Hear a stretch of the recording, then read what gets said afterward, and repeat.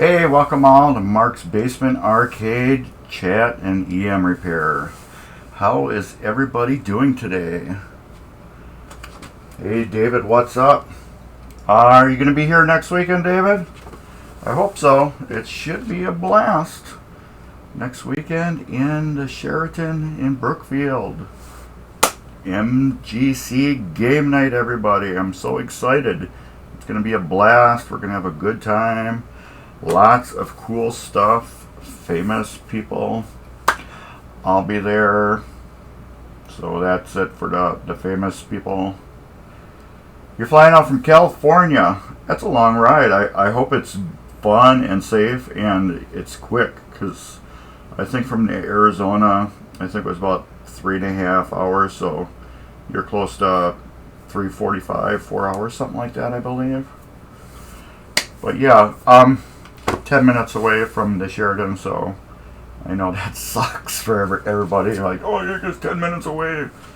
But yeah, Elf is right here. As you might notice, Sorcerer has been decluttered, de-wired. Let's put Elf over here. That's what I did last week. Totally de-wired it. Now what do I have to do is I have to take new Playfield out to the garage, staple in all the brand new light sockets, and then start wiring the braid all over the Playfield. It's not too bad for the braid wiring, but that's what I got to do to the new Playfield. This is the old one. The only thing I have to transfer off this is the wood sides, which shouldn't be too hard. There's 1, 2, 3, 4 wood sides. I count this as 2 because it's a little piece and then a longer piece. So 1, 2, 3, and then 4. So yeah, we got a new Merkle Playfield for that. So I'll probably be working on that Monday. And that will be, I don't know if I did it right. That'll be on my Mark's Basement Arcade YouTube channel. Probably fall. So I have 2 other games that are going up before that. I have Star Action that's coming up. Well, that's actually loading right now. Then there'll be Casino. And then there's a split between Lucky 7 or Sorcerer. And I don't know which one would go first. Oh yeah, I love my tvMGC so much. And Dan will be back tonight, so you'll get to hear everything about his trip, his fun sessions, and some interesting things I heard last night while we were tuning up the last little bit of machines that were making it, and some that just decided at the last minute I am not making it. So I was really hoping one machine, a little home machine, was going to make it, but we shopped it, did a quick 5-minute shop on it because there's nothing much to shop on it. Tweaked the flippers and it worked beautiful, and then we're in mid-game and it just went dead. It's got circuit breakers on it, and those old home games, the biggest failure point on them is those circuit breakers. They just can't handle anything. So if we can get a new circuit breaker and put that in real quick, it should make it. But I said bring it anyways. If it goes dead, it goes dead. You know, just somebody's got to go reach around and stick a little screwdriver in there and just reset it, and then it comes back to life. So maybe it just needs to be exercised a little bit, because it hasn't been exercised in years. And sometimes it plays flawlessly and sometimes it doesn't. But it's still a fun game for being a home game. But yeah, I hope that makes it. Let me show you. There's the Playfield. So what we're going to be doing is we're going to clean and strip the Playfield. We're going to get the top of the pop bumpers mounted on it. And then we're going to... there's a circuit breaker in the back kind of like right here. On the home games, they had circuit breakers because they didn't run fuses. They wanted to make it easy for the home person, and it's basically just a little button, and when it gets a circuit a little overload, it will pop out. The circuit breakers in the home game that I'm hoping is going to get brought, but like I said, we shopped it yesterday, got it all working, and it decided to start popping the breaker. But yeah, all I was going to do is reach in back and push the little button in, and the pinball comes back to life. It's a cool little home game, that's all I'm going to say, and it's baby blue. That's about it. But anyway, so my wife told me I should do this, and I have to listen to her. She said, turn your camera so when you're working on the game, people can see you working on the game. And I'm like, yeah, I guess that works good. So what I got my bucket full of new parts. Well, not all new. These are the original pop bumper rings, and this is a brand new reproduction one. We got 2 reproductions and 3 originals. The reason why we went with 2 reproductions is that these are just a little bit longer, but they'll work. On 2 of the originals, the studs broke. And that is weird. It's just on these original ones. I don't know how good you can see it. One stud is threaded all the way, and the other stud is threaded partially. And these are threaded partially, which will work. There's nothing wrong with that, but I just think it's weird. And then like this one, these are threaded all the way. I hope this one doesn't break because it's got a little bend in it. No, it doesn't look like it's cracked. But yeah, it could be. If it does break, I have donor games that I will take one out of. And then we got brand new things. Yeah, I got these breakers. These would actually work in a game. They would just have to be rigged in there, not like the factory ones. These I use for testing circuits. Is my speaker too loud? Because I kind of got it moved into a different spot. So if I seem really loud, let me know and I'll turn the volume down. But I use these for, like when I get a pinball machine and it's got a blown fuse, I'll put one of these in there. This is a blown fuse that's soldered to it, and I'll stick that in there. And that way if I'm monkeying around and if it pops it, then I know there's something goofy in the circuit with like a bad coil or something. But these I always use below what the machine says. So if it's like a 15 amp, I'll try to use a 10 amp, or what other sizes do I have? That's a 15, that's a 20, that's a 15, that's a 7, and that's a 5. So yeah, for a 15 amp, I would use a 10 amp. Yeah, you can just use a nail. Or you can use a bullet. I've seen them before where they're wrapped in foil or just stuck in like a 22 long. But yeah, I wouldn't do that either. I think those were all jokes. But yeah, this is a 10 amp. And so if you're using like a 15 amp, it's a 15 amp fuse, use one step below breaker, because these take a little bit more juice to pop. So if you used a 15 amp breaker in a 15 amp fuse, you're going to push closer to 20 amps through it, and you don't want to do that because that circuit was designed for 15 amps. So I use a little or the one size below breaker, so if it doesn't pop, it's gonna not destroy your wiring. David, this game's getting LEDs. He wanted a Cadillac treatment, so It's not my game, it's customer game, but it's going to be totally tastefully done. They are the Retro SMDs by Comet, and they look very, very good in EM. I have done them before, and they look really good, so we will be doing that on this EM. Like I said, it's customer choice.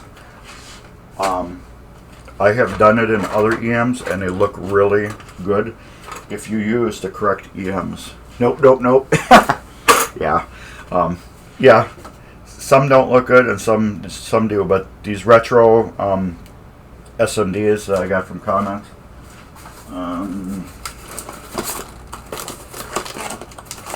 Do I have one that's open? No, these are not them. These are not them. None of these are them. Where are my retro ones? I grabbed the wrong box.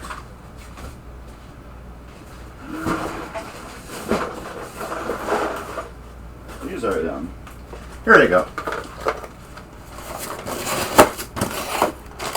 These are the retro SMDs. They're about... Let me see if I can turn the autofocus off. Oh, wrong button. Come on. Now I gotta go back to menu. Where's menu? Menu's cancel. There we go. This button. There we go. There we go. These are retro SMDs from Comet. Yes. These ones are really good. The people that run Comet now are totally awesome people. They're great to work with. Awesome customer service. So these are they're called the retro SMDs, and they look very good. Let me see if I can hook up a battery.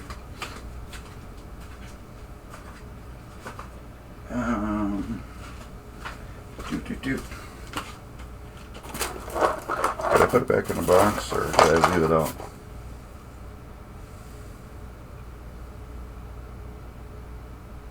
So you can see it's got that warm, regular bulb glow to it. Let me see if I turn off my lights if that works better. Okay, I got my lights off. So that does got a good warm glow. Now let's see if I can get a regular bulb out of it again. They're just a little bit brighter. If I can get it to light up good. There. See, it's got that same glow. They're just a little bit brighter. That's the only issue. That's the regular. And this is the other. But you can see it does got the same glow as a regular bulb. These are a little bit brighter. But I don't think it's the brightness. I think it's my battery. Because this is just a kind of dead 9 volt. But you can see it's got the same sort of glow. Yes, I did polyurethane. We're going to go over that. But LEDs, they just take such little power to pop on. But you can see it's got that glow of like a regular EM bulb. You know, a regular... Yes, these don't have flicker. And then this.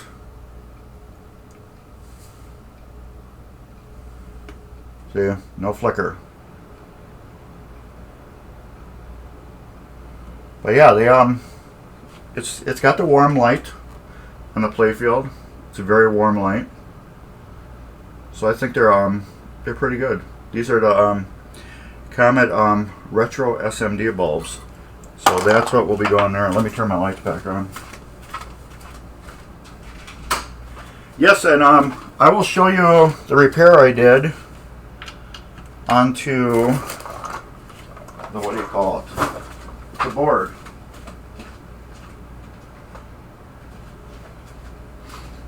Alright, right here we got repair. Let me see if I can go down. Right here it's been repaired.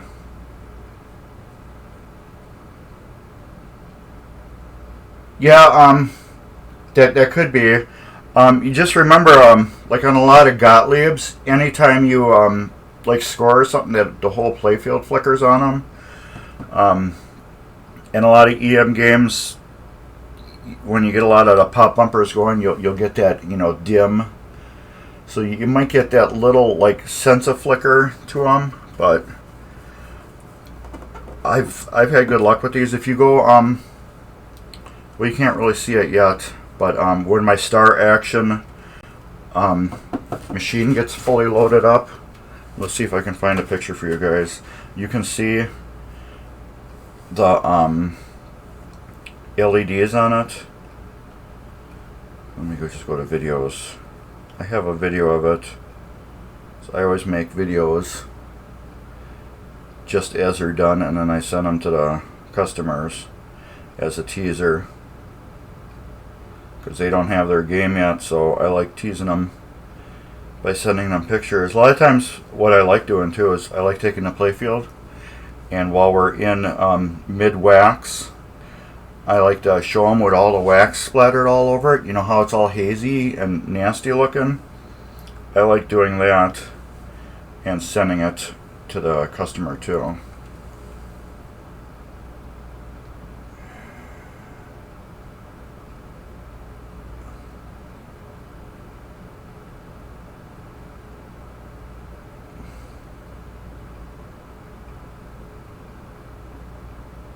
So, you know, that's all retro SMD in a game. But as you know, LED, when you record them or take pictures, they seem ultra super bright. But this game is not like that. For some reason, the camera always intensifies the light on it. That whole back glass right there is flaked real bad. And I had put what do you call it? Colored LEDs in that back glass. So yeah, this is an example of a retro SMD bulbs. So yeah, it's still got that warm glow and everything. Alright, it's not a drop of ball to this one. My eyes move around a playfield tracking the balls. Oh, yeah, I understand what you mean. It's the fast motion, and it freaks you out a little bit. I get that once in a great while. Alright, here's one of the repairs. I don't know how tight I can get onto it. We can move. I don't want to move the camera too much. That's about as tight as we're going to get. Yeah, that's one of the repairs. Like I said, what do I do? I don't have my junk here. But yeah, I take the toothpick and I just dip the toothpick in the clear, and I just touch it. I just will go around and touch all these little spots with the toothpick. And it's got a slight, very slight indentation right now, but you can see the wood looks just as good as it did before. It's the same color and everything, and I went over it and cleaned it up as good as I could. You can see the ball arch is still there on top. It's dirty, which I couldn't get rid of the dirt out of it, but it is now flat. Let's see if we can find a ball. I got a whole bunch of them. I don't know why I gotta say, can we find one? But remember how when we would roll it, sometimes it would stay in a track. Now it's just following it just a little bit, because I didn't fill it in totally.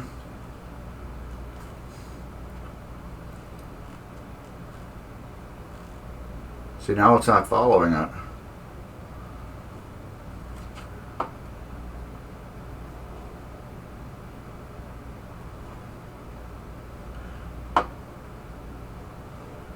It's going right over it now.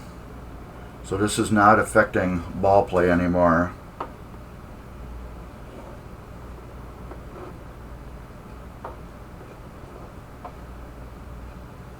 Which is good.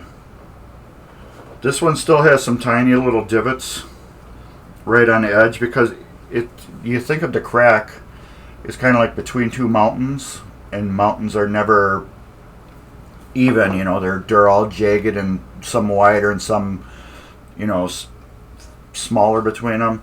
So I just went through and filled it out, and it leveled it out as much as it did. Some of them needed a little bit more, but then I took a new razor blade just before it was completely dried, and I went on an angle,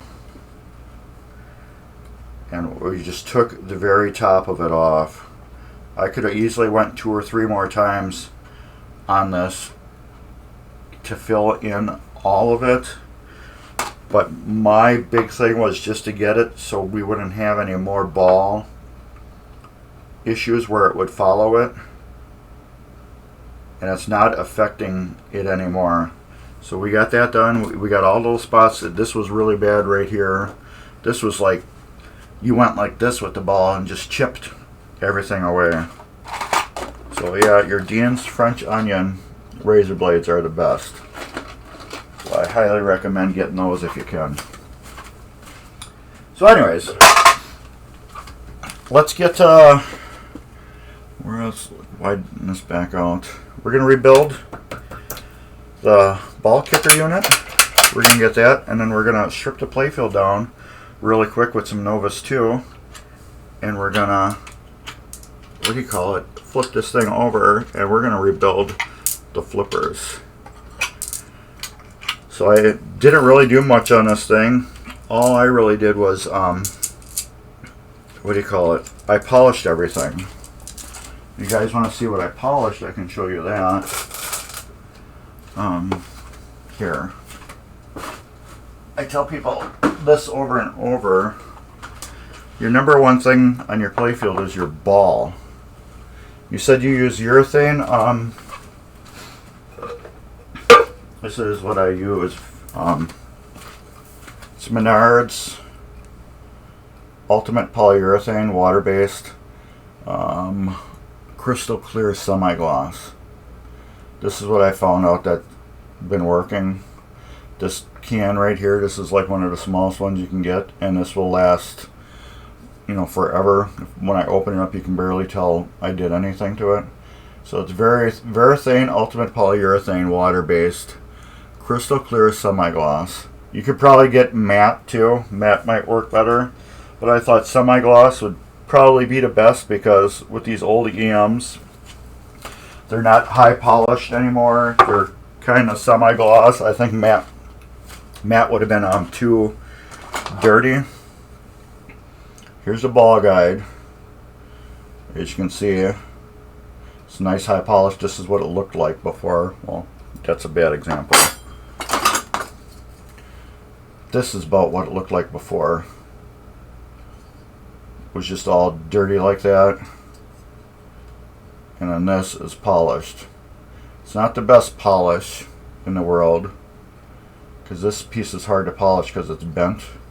But this is now all perfectly smooth now. I like doing these pieces, polishing them. One is they reflect light back. Well, you can see my camera right there. They reflect light back from the trough area. So when this is down there, they do reflect some light back. But your ball is the number one thing that is destroying your playfield. So what I figured to do is you protect the ball as much as possible. So we take the trough and we go through the trough and polish all the dirt and crud off the trough and get this as smooth as possible.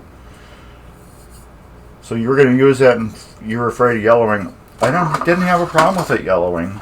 Honestly, you can see when I first put these in, they were a lot darker, and when they dry, it goes back to the wood color. So I haven't had a problem yet with any machine I have done. So let's get at this. Let's do this first. So we're going to rebuild the kicker. Like you guys know by now, I rebuild everything. I touch everything. I move everything. I rebuild everything. We just had a discussion about these. People are like, I just clean them and reuse them. I don't. The reason why is throughout the years with the plunger going in and out, it does scuff them. It does get a wear pattern. They do get thin. This is a lot thinner than it was when it came from the factory. Everybody knows metal to metal is not good. It gets a drag. You do metal to nylon, that's kind of like almost lubricating it. And the funniest thing I hear is, yeah, throw them out. Throw them out. If you got the brass ones, don't throw those out. Throw them in a scrap bucket and then recycle them, because brass is a little bit more, but these are junk. Somebody says use the metal ones because if the coil overheats, the metal ones will protect the coil more than the plastic ones, because the plastic ones will melt. And I'm thinking, did you just think what you said? Because if the coil overheats, what's the number one thing that overheats? It's the coil. I think of a coil as a toaster. You send electric through it and it glows and it makes toast. You send enough electric through a coil, what's going to melt first? The coil is going to melt first. And then the sleeve will melt. Because the coil is plastic. It's metal wound around plastic. So when all that metal coil heats up, it's going to melt the coil and then the sleeve. And I'm like, did you just think of what you just said? You just said the opposite. So, what do I know? So I used, what do you call it? And they're like, yeah, you know, if somebody leaves the game on a tendon and there's a coil stuck on, if you have the metal sleeve in there, it's gonna, you know, protect the coil. But if you have a vinyl one in there, you know, the plastic ones, that's not gonna protect the coil. It's gonna melt inside. And I'm like, what? It's gonna melt regardless, you know. But yeah, Dave, yeah, as you can see, I just threw that one out. The only ones I save are the brass ones, because I got a what do you call it? I have a scrap thing here. All my bad coils I go in here that are junk. Wire I take off machines. And as you can see, I got the brass coil sleeves, so I save them. So yeah, old cords off of games. This I found in the basement. I don't know what it's from. So I got that in there. And then, you know, your usual melted down coils. So yeah, this is my scrap. So the brass sleeves I save. But yeah, the other ones are just garbage. Alright, so let's get this apart.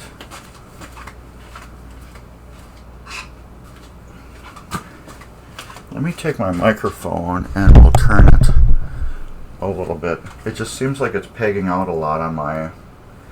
Yeah, it does fit a lot of different devices. That's why I haven't totally scrapped it yet. I just got to sit in there and I don't know what I'm going to use it for. Like I said, I found it in a pile of junk. So did somebody just throw it in there because they didn't know where it went, or what, you know what I mean? Alright, and this will come off. So as you know, I clean all this stuff. It needs it. It has, like you can see here, this hasn't been cleaned in umpteen years. With fans on the coils. That's crazy. I wonder why they thought of putting fans on there. So have I got good plans today besides this? I don't have many. I want to get this rebuilt. That is basically a score wheel. think of this as the side of the square wheel, and you know how when you open a cabinet, the square wheel's here, but if you turn it like this, this is where the numbers are. So think of this as the side of a square wheel, and this is a square wheel mechanism here. I've never rebuilt one before, so I'm going to rebuild it on my YouTube channel. So, because it's a weird, odd mech, and I don't want to rebuild it on here. I want to get a good document on it, so others can benefit from that. But that I don't know when I'll put it up, because it's not going to be related to anything really, to any other machine. But I'll probably just put it up on my regular videos, and this will come up here. That is create a arcade flipper game with fans. I wonder what they were thinking at the time. So much voltage going through there that they had to run cool or something. What I just saw, I watched, I think it was Hurry Up Pinball last night, and he's got the new Alien game, and made by Pinball Brothers, and all their coils, like on the flipper mechs and stuff like that, they all have connectors on it, so they're not soldered. You can just unplug every mech and rebuild them, and then plug them back in, and you're done. Which I think is kind of genius, and I also think that's one more failure point. You know, you get erratic flippers, and why do you have erratic flippers? Because you gotta, damn, look at that. See, that's how dirty things are. That's why you rebuild them. But yeah, I thought that was kind of genius, you know, where you could unplug all your coils. But then I don't like it at the same time, because it's another failure spot. The more stuff that's plugged in, as you know, can create more damage. Kind of like, look at a Williams board. Oh, none of them had part numbers on them? I didn't notice that. That was like one of my last things I watched last night before I fell asleep. I'm a big night owl. And if you want to know about night owls, I just volunteered myself to be the local night owl at game nights.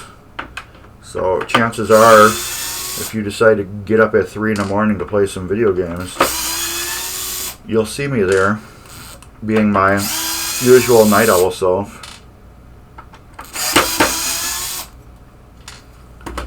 But yeah, I thought that was pretty. Look at that. That dirt line. Alright. So just so you guys know, Dan will be back live tonight, if you want to watch him. And also, we were talking about this last week. I watch Pinball Shenanigans. I don't know if anybody else watches them. It's like an oversized pinball being this thing. Oh my god. Yeah, maybe they were thinking, you know, it was going to get created a lot, the ball, and they figured, you know, let's overkill it, so maybe this will prolong life or something like that, or I don't know. Yeah, it sounds weird to me. Hercules sucks. I played that game. Horrible. So anyways, last week we were talking about Pinball Shenanigans with Mike Dimas. That game, that guy is just hilarious. But anyways, I've been watching all of his videos for a long time now, and he's so amusing to me. Where he just does everything on the fly, does it, and then as he's doing it, then he thinks about it, and he's just hilariously funny. So I've been talking to him for a while, and I'm like, Mike, dude, and I was like, you know what? I want to do a parody of you. I said, I'm going to get out in my car and drive around and pretend I'm you and do a whole pinball thing where I pick up a machine. And he's like, oh, dude, yeah, I'd be honored, man. So I did it, and I sent it to him. And he said, we were literally crying. We're laughing so hard on it. It was just hilarious. So I'm like, is it cool for me to post it up? And he's like, yeah, man, do it. He goes, you know, I'd love to see it. So Wednesday, if you guys follow my channel, you will get to see Mark's pinball shenanigans. And that's not on the right spot. So I go and do a whole spoof on his channel, and it turned out pretty funny. Now where is that C clip? Did anybody remember where I set that down? Because I don't. Where did I put the C clip? There it is, right in front of me. You're going blind, man. So yeah, check out Pinball Shenanigans if you can. And also check out Timball Wizard. He's my buddy, longtime buddy, living out of state here. And Pinball Mayhem, check out Pinball Mayhem. That's Ed's channel. He's got a show on Tuesday nights at 7 p.m. It's Pinball Mayhem Workbench. Check him out. Ed rocks. And check out TurboGrafx-7 right here. Twitch TV TurboGrafx-7. I was just on their channel Friday. We were streaming Cyclops. And that's one wicked game that I need to find. I need to find my own Cyclops. That game is just so wicked, cool, fun. Yes, this is naphtha that I'm using to clean the Playfield. I used to use alcohol till I had some Playfield issues with alcohol, so I no longer use alcohol on my Playfields. I was cleaning a spot and I had alcohol decide to start loosening up the clear. Luckily I caught it quick and I stopped and let it dry, and luckily there was no damage after. And it was, yes, it was one of my own games that it happened on. It was on my Grand Prix. So this is, I have no idea what this is. Something got spilled on there in it. I don't know if somebody sprayed something, but it's like lacquer or something. So anyways, yeah, the alcohol started loosening up the clear on my Grand Prix. So I shut her down right away.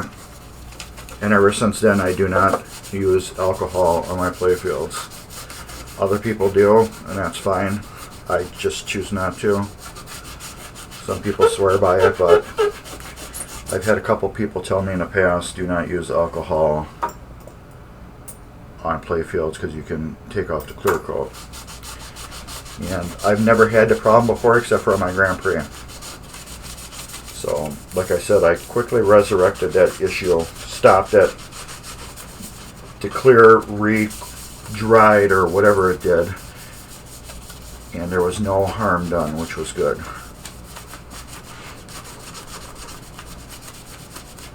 What I'm doing here is I'm cleaning all this with Novus, not Novus, but it will be Novus, with naphtha, and we're going to Novus this whole area, and then we're going to wax it. We're going to wax on, wax off. Never had an issue with alcohol. Yeah, I've been overzealous with the Magic Eraser too. Magic Eraser and alcohol. That's what I had issues with. So now I Magic Eraser and naphtha. I think that's clean enough, don't you? These are my new shop towels. I ran out of the Scott ones I got, and these are Toolbox brand. I heard you can get these at Harbor Freight. I got them from Menards, But yeah, I heard Harbor Freight sells them too. There's a YouTube channel called Project Farm. Just Project and Farm.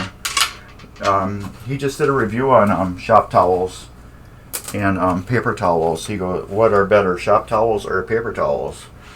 And the Walmart paper towels won, which was crazy. And how exactly will that regulate? Yeah, I don't know. Naphtha is illegal in California, totally, but you can use lighter fluid. I hear lighter fluid is the exact same thing as naphtha. So it's basically same formula, all that stuff. You guys heard that? That's my dog. He was just barking because my wife came home. So she went out and got my kid a birthday present / Christmas present, because he's been whining about this since school's been let out. So we're tired of hearing the whining. So, and his birthday is in August, and he's just whining and whining. Normally we don't give into this stuff, but he's been good in school this year. He had his little bad times in school, you know, going through adjustments and stuff like that. So, and this year he was just a rock star in school, stayed good, did extra things, was really awesome. So we decided, you know, I can't really say he was whining. He just was pestering us. So we decided he wanted this thing that was really expensive. It was an Oculus something. Oh, that's coming off now. He wanted an Oculus. It's some type of virtual set or something like that. So we told him, okay, this is your birthday and Christmas present. I said, don't ask for anything else. So, which was really cool. Folks imported from Nevada. But yeah, they sell lighter fluid there, don't they? Because that's I hear is the exact same thing as naphtha. That's cleaning up really good. Whatever that junk was on there, it's taking it all off.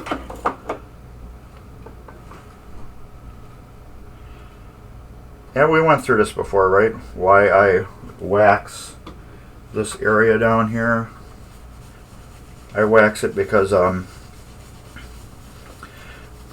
if you break the glass ever on a playfield, or somebody breaks the glass and liquid runs down here, this wood will be protected, because let's face it, most people will not tear apart a pinball machine to dry out this area here.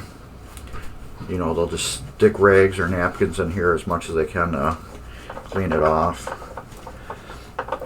So look at that junk, whatever it was, it cleaned it off real nice.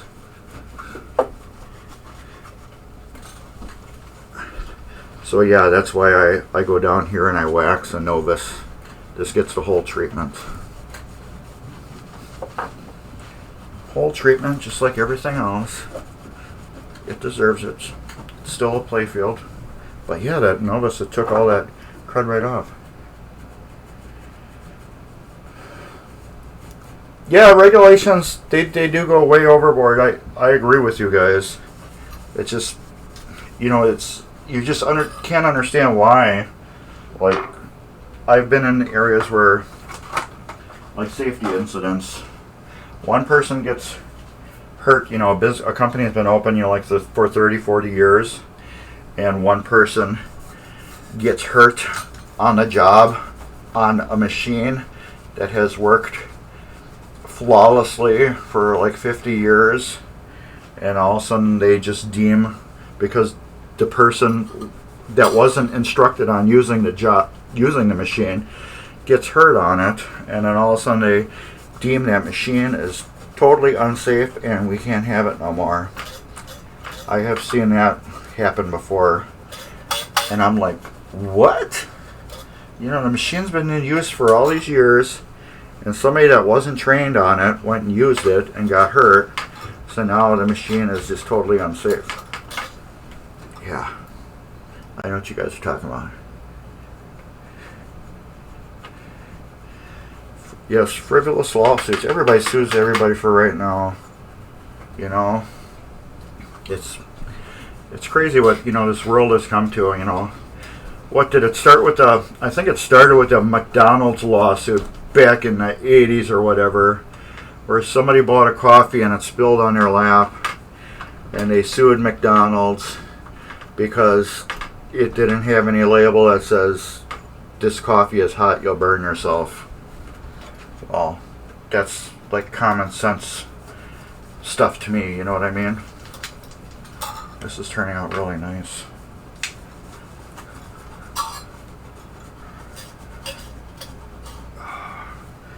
You know what I'm gonna do? Instead of boring you guys with all this extra stuff, I'm gonna just take off the Novus right around here. I'm gonna throw a coat of wax on this area and let the wax do its thing. And while we're doing that, I'm gonna Novus this area and wax it, and then we'll get this thing, start getting these pop bumpers assembled. We'll do that instead. But look how nice it cleaned. Yeah, hot coffee. Yeah, who would have thought, you know, if I stick a hot coffee in my lap that I just got, that it would burn my crotch, you know? I never would have thought that.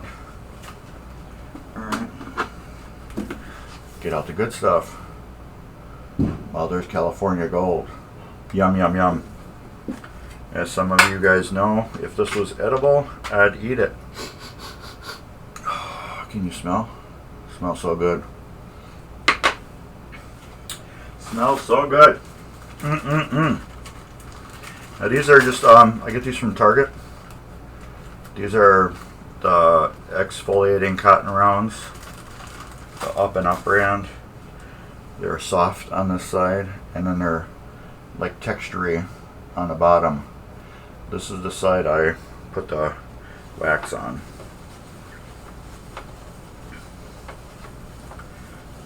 Let's go like that. I put the wax on. So we're going to wax this area, let it cure, and then we're going to Novus 2 everywhere around all the pop bumpers. And we'll wipe that off and then throw wax on it. And then hopefully by the time that's done and I get this wax taken off, we can start putting these pop bumper assemblies back on the Playfield. And we'll flip it over and start rebuilding some pop bumpers and start working on the flippers too. Did you guys see my videos on that stripes and solids I picked up a while back? That was ended up being a great game. I still gotta shop it, but alright, let's move this junk out of the way. Put it down here where I can it. Leave this here and here. And I did actually Novus this area, but we're gonna Novus it again. Hey Dan! California as a nanny state? I don't know, I've been there once. I can't say anything bad about it from my visit. We went there to Disneyland. The only thing I can say bad about that is Disneyland is too small. I've been to Disney World, and Disneyland is just too damn small. Hey Dan, did you get my text about the link that I wanted? Because I'd like to just be able to do that. I think Ed's got that, but I'd like to be able to do that myself. Okay. Yeah, I can't read my text, so let's do this. Oh, what am I doing?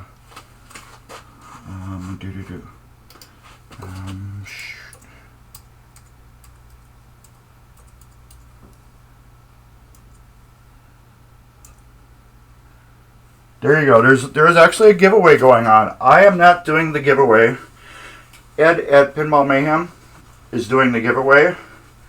But if anybody wants to enter on that, feel free to do so.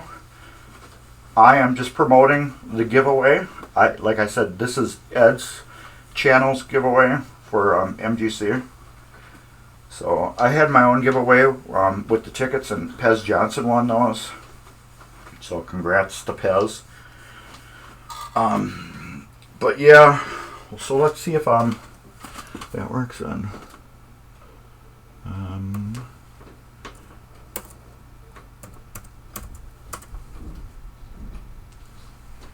Okay, that doesn't work.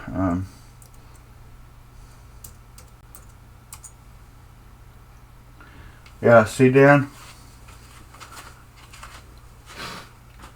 That's what I was talking about. But yeah, you can get yourself a Hako tip cleaner for your soldering skills. Alright. So, if you want to know why am I just waxing and cleaning this area, you guys have waxed around your pop bumpers, and it's a pain in the butt, right? So what I'm doing is I'm pre-cleaning around the pop bumpers, and I'm pre-waxing around the pop bumpers. That way, I got them clean, and now I'm going to wax them.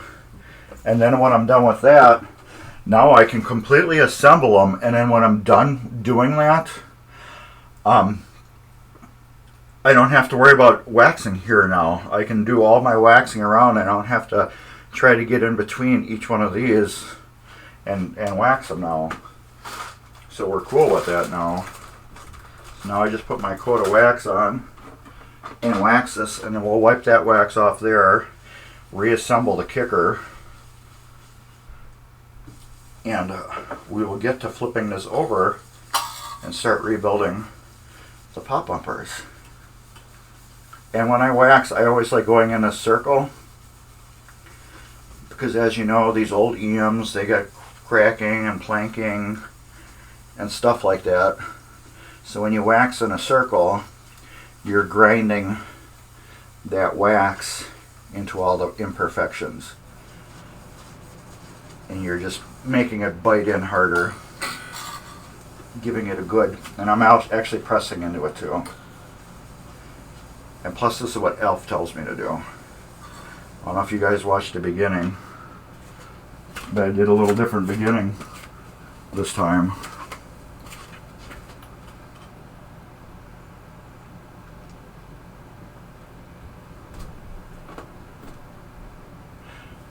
See, Elf told me to wax that way, so we're waxing that way. I don't know what the difference would be. This is natural wax, pure Brazilian pure Nuba wax. It's paste. It's not fake stuff. I like it. It smells good. People argue with me and they tell me it doesn't smell good, but as everybody knows, you all have your own preferences. One person doesn't like coffee, one person loves coffee. You know, it's one of those preferences. I love the smell of it. It just smells so good. But this is what I've been using for a while, and I love it. You can use silicone stuff on there if you want to. I don't recommend anything if it's not paste. Excuse me. If it's not paste, I don't recommend it, because usually it's got silicones in it, and you don't want any silicones in your wax, because let's say you got to touch it up in the future, all that silicone is going to ooze into any cracks of the surface and go down into the wood, and it's just going to wreak havoc later when you paint it and clear it and everything. It's just going to be a pain in the butt at a later date if you have to do anything, or if somebody else does anything. So I stay away from that. And then there's another product that's got a mill in the name, and then it has wax as another part of the name. That stuff, I've done plenty of playfields where people poured that in, and then I'm busy going around every single hole scraping all the residue out of it because that stuff's like water, and it belongs in one place to me, which is called a circular file. So that's what I think of that product. People say they use it, and a lot of people that say that they use it are usually as old as me or older than me, and they say the stuff is awesome. And I'm like, well, usually when you grow up with a product, you always think it's awesome because you used it your whole life. Naphtha does strip off wax. Naphtha will take the wax off, but that's what you're doing. You're cleaning your machine. You're doing a deep clean on the machine, so what do you want to do? You want to take it right back down to the lowest level you can, and then clean it. So you put the naphtha on, it's taking the wax and all the dirt off, but it's still leaving your original finish because it's not that harsh. So that's why, and like people have said, alcohol can loosen up your clear coat and break it down. I'm not going tight all the way with my screwdriver. The reason why it freaks some of you guys out. I don't want to freak out anybody today. Oh, there's 2 screws there. Did I take out? Yes, I did. There was 4. I didn't know that. So yeah, wax, I recommend paste. I like paste. People like liquid, but wax is like motor oil. If you get into the groups, what oil do you recommend? Some will say 5W30, some will say 2050, some will say 1030. Who's right? Who's wrong? Nobody. It's what you prefer. If you want to use mill wax, go ahead. It's your game. If you want to use this stuff that I say is the best, because it is, use that, because that's your game. If you want to use turtle wax, use that. It's your game. Look at that, no coil sleeve. It's all preference. Here we go. There we go. Let's clean that off. I didn't clean that. Just getting a little crud off the coil stop. You missed my remarks on the mill wax.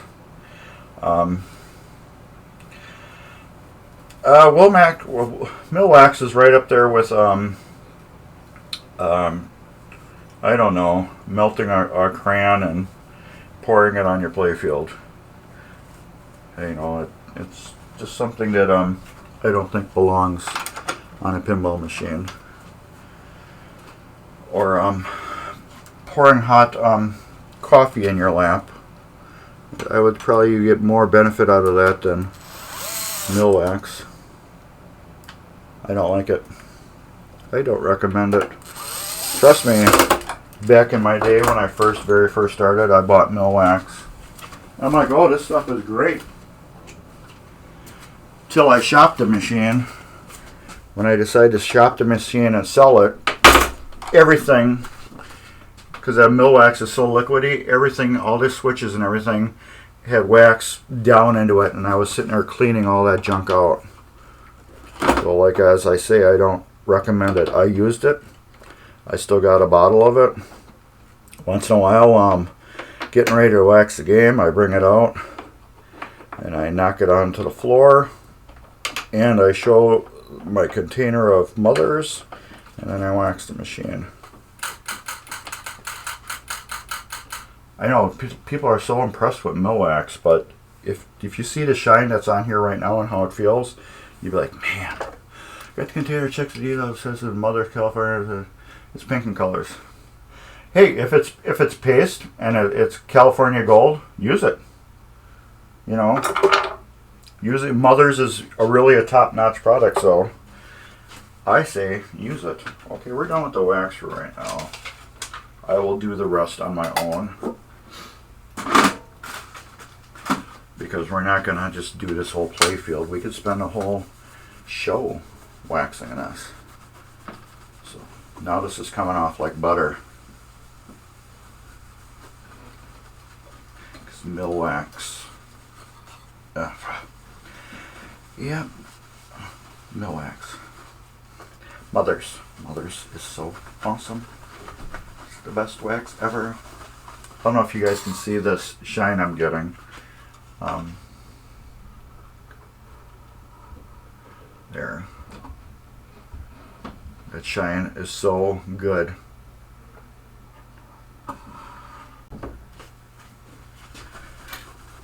But believe me, this has been a beat game. It has needed this for years. If you guys, none of you know the story about this game's been in one family since the 70s. It was a shopped game.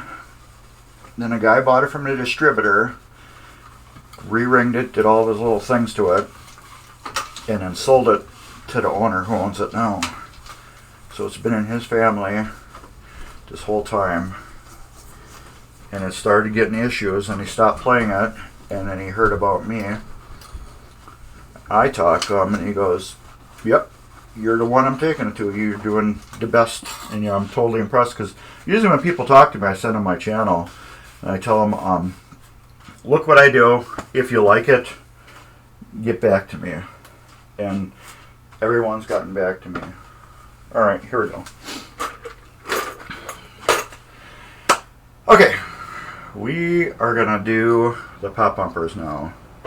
I have to go through them because I got the two brand new ones I want to put right in the front.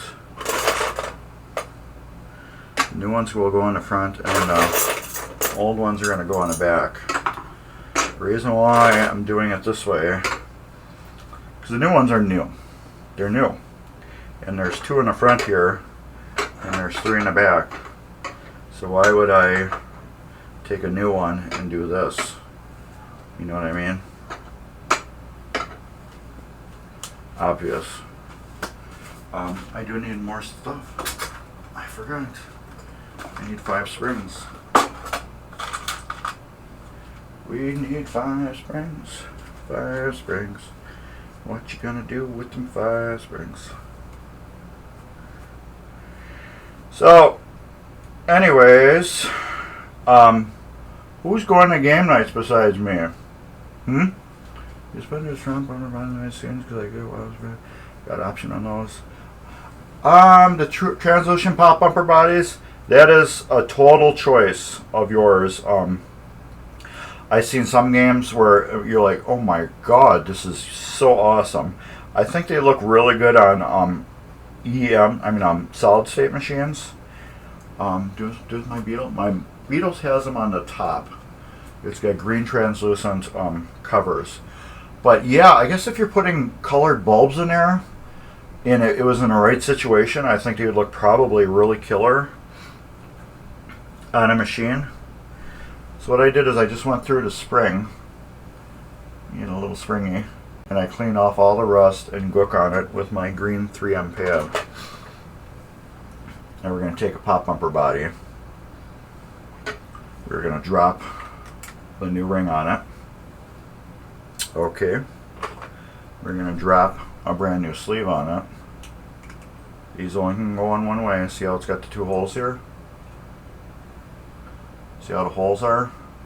The 2 small little holes, those will go from your shafts down like that. Now we take the spring and drop the spring down in the middle. So now you got this assembly. Alright. Now this actually locks it all down.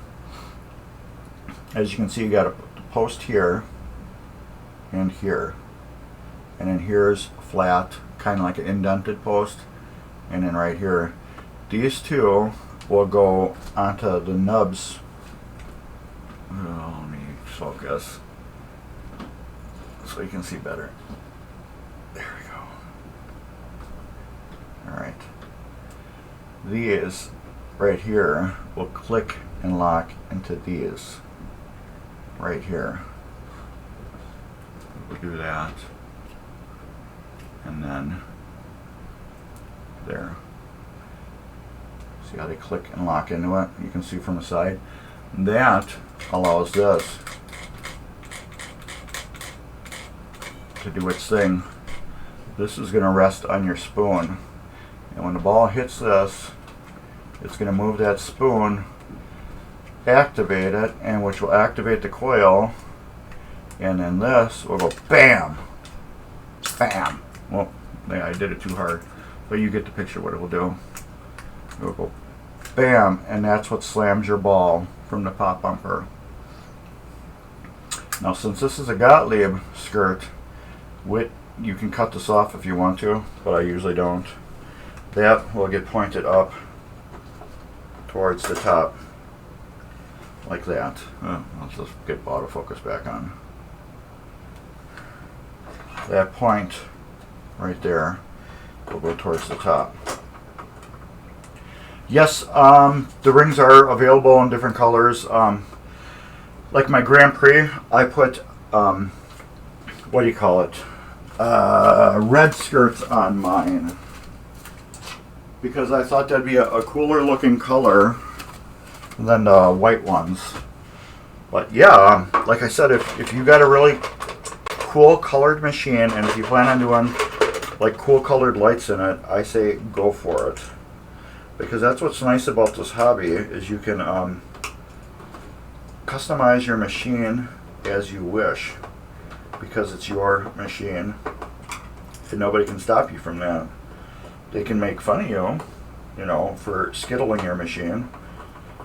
Now, I have talked about that before. Skittling is when you got colored lights all over your playfield, and you got like yellow plastic, so let's throw yellow bulbs under there, or we got blue plastics, let's put blue plastics under there to highlight the blue. And as you can see, I'm spinning this screw like crazy because it's stripped. That's why on these I like using my hand screwdriver. So in order to fix that, which is right on the edge, it's going to be so much fun, we got thin toothpicks.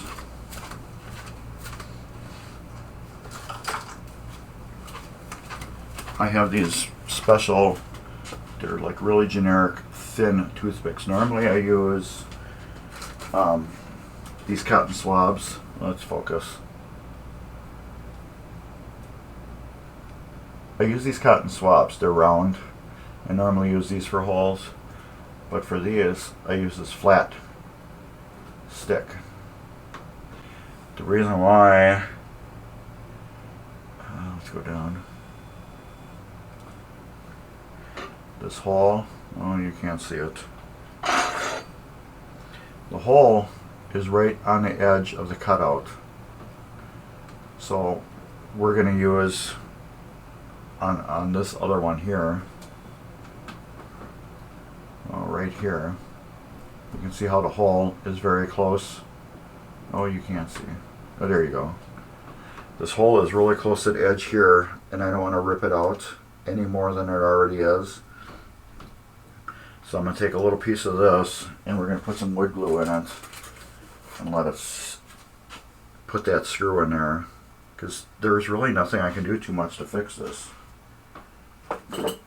because how on this hole is so close to that, because they cut it on a different angle, and there's not much I can do to make that better. So I'm going to put this in and put the screw in lightly, and then later on I will come by and tighten it down more.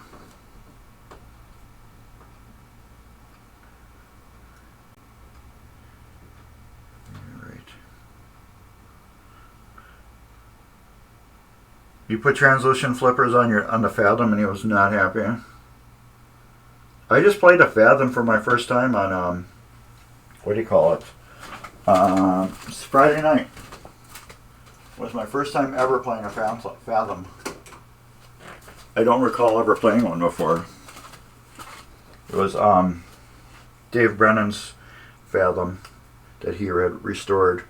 It's a pretty sick machine. On the side where it says Fathom and on the head, he painted it factory stock, and then he went in with like reflective type of paint to what do you call it?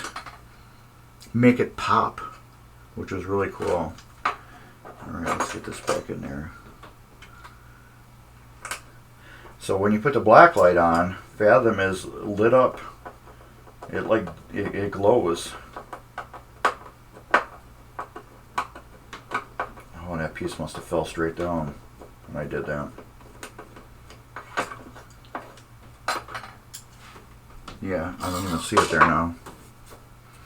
Alright, round number 2. So we're not going to do this one right now. So I want the glue to set up.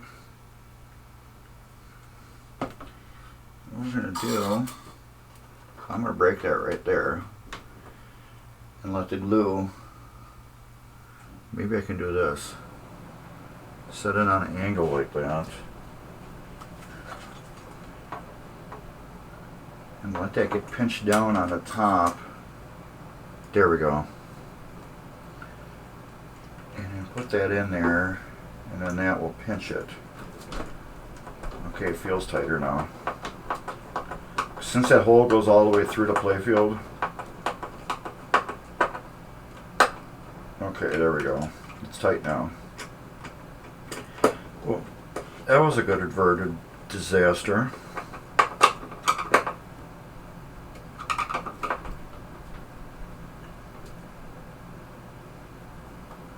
Okay, now that glue is going to set and lock that screw into place.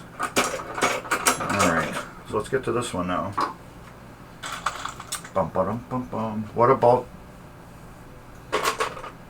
bulb socket?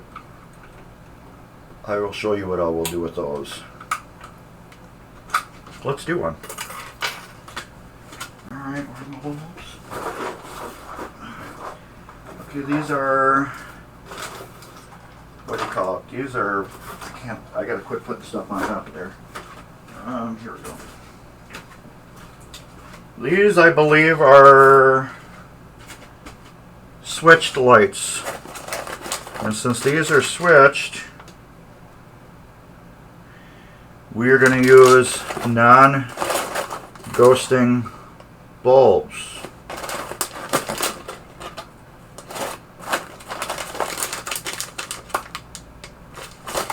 If I can find them. And I'll explain why as soon as I find them. Here we go. We're going to use non-ghosting bulbs. Why, you may ask? Non-ghosting bulbs will not flicker due to the power change from these turning on and off because they're a switched bulb. They may flicker during that change because it will send power reversely through or something like that, and it will make them flicker. So we're going to use non-ghosting bulbs in here to get them to work correctly. Now these, I always pre-do it. As you can see, the bulb is just slippery in here. It's not good. So I will bend the bottom tab a little bit and reshape it to get my bulb to stick in there good.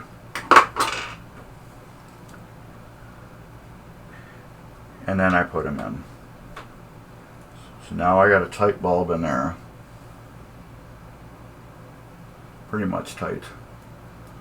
So I'm going to take it back out. I'm going to try to get this curve right here.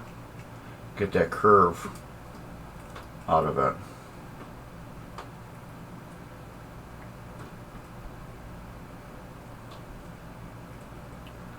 Get it so it's more flat.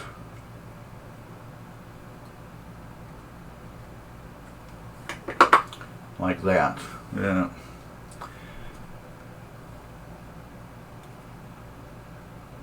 See, I got it more flat like that versus that.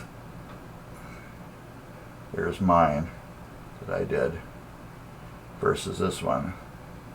Mine will now hold the bulb in there. If I can get it down. Oh, where am I jammed on? There we go. It will hold the bulb all the way tight. No matter what it does. It will hold the bulb tight now. Now this I can just take now and just bend like that. So now my bulb is held in there tight. There's stream issues today. I can see I just locked up. So I'll wait till it comes back. I hope it's not my, there we go. I hope it's not my screen. But I had just locked up for a split second. But see, now I bent that like that, so this bulb is going to be in there tight. And in that, we can just pop down now in here. I like taking a screwdriver, pushing it down like that. And then we'll test a cap on it. And the cap goes on good. Oh, I hope it's just me. I assume I was working on the bulb sockets were wedge type with wire that you have to get down through the holes. It was easier. Yes, I did those on my Grand Prix. I did those type of bulbs, and they worked like that. So, is the stream freezing up for people, or is it just me? I'm hoping it's just me, and I hope it's not you. Did he send me something? Yes. Yes.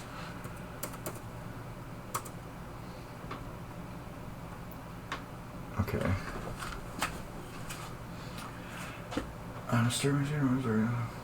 You get down through those. Yes, it's easier. Is the stream freezing on people, or is it me? If anybody can type on there, because my stream is totally froze on my laptop right now. I don't know if it's my laptop is going through something or what. So I'm just gonna keep going. Okay, it's not me then. Good. Alright, we're gonna do the same thing. We're gonna get this. We're gonna get our body. We're gonna get our little skirt. We're gonna clean our spring. Yeah, on my I'm trying to. I can see chat. You just chatted, Dent. But my screen is totally froze on my laptop, and it's not moving. It's just totally froze,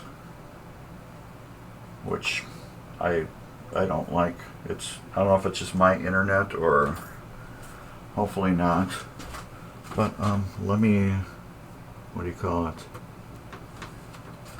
I'm just going to refresh my screen. Alright. Oops. Pick that up. Can I pick that up? There we go.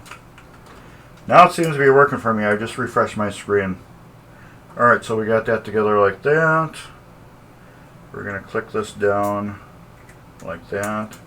We'll get that locked down on it. And we will... Not missing anything? No. That will go like that. We will get our screws down through there.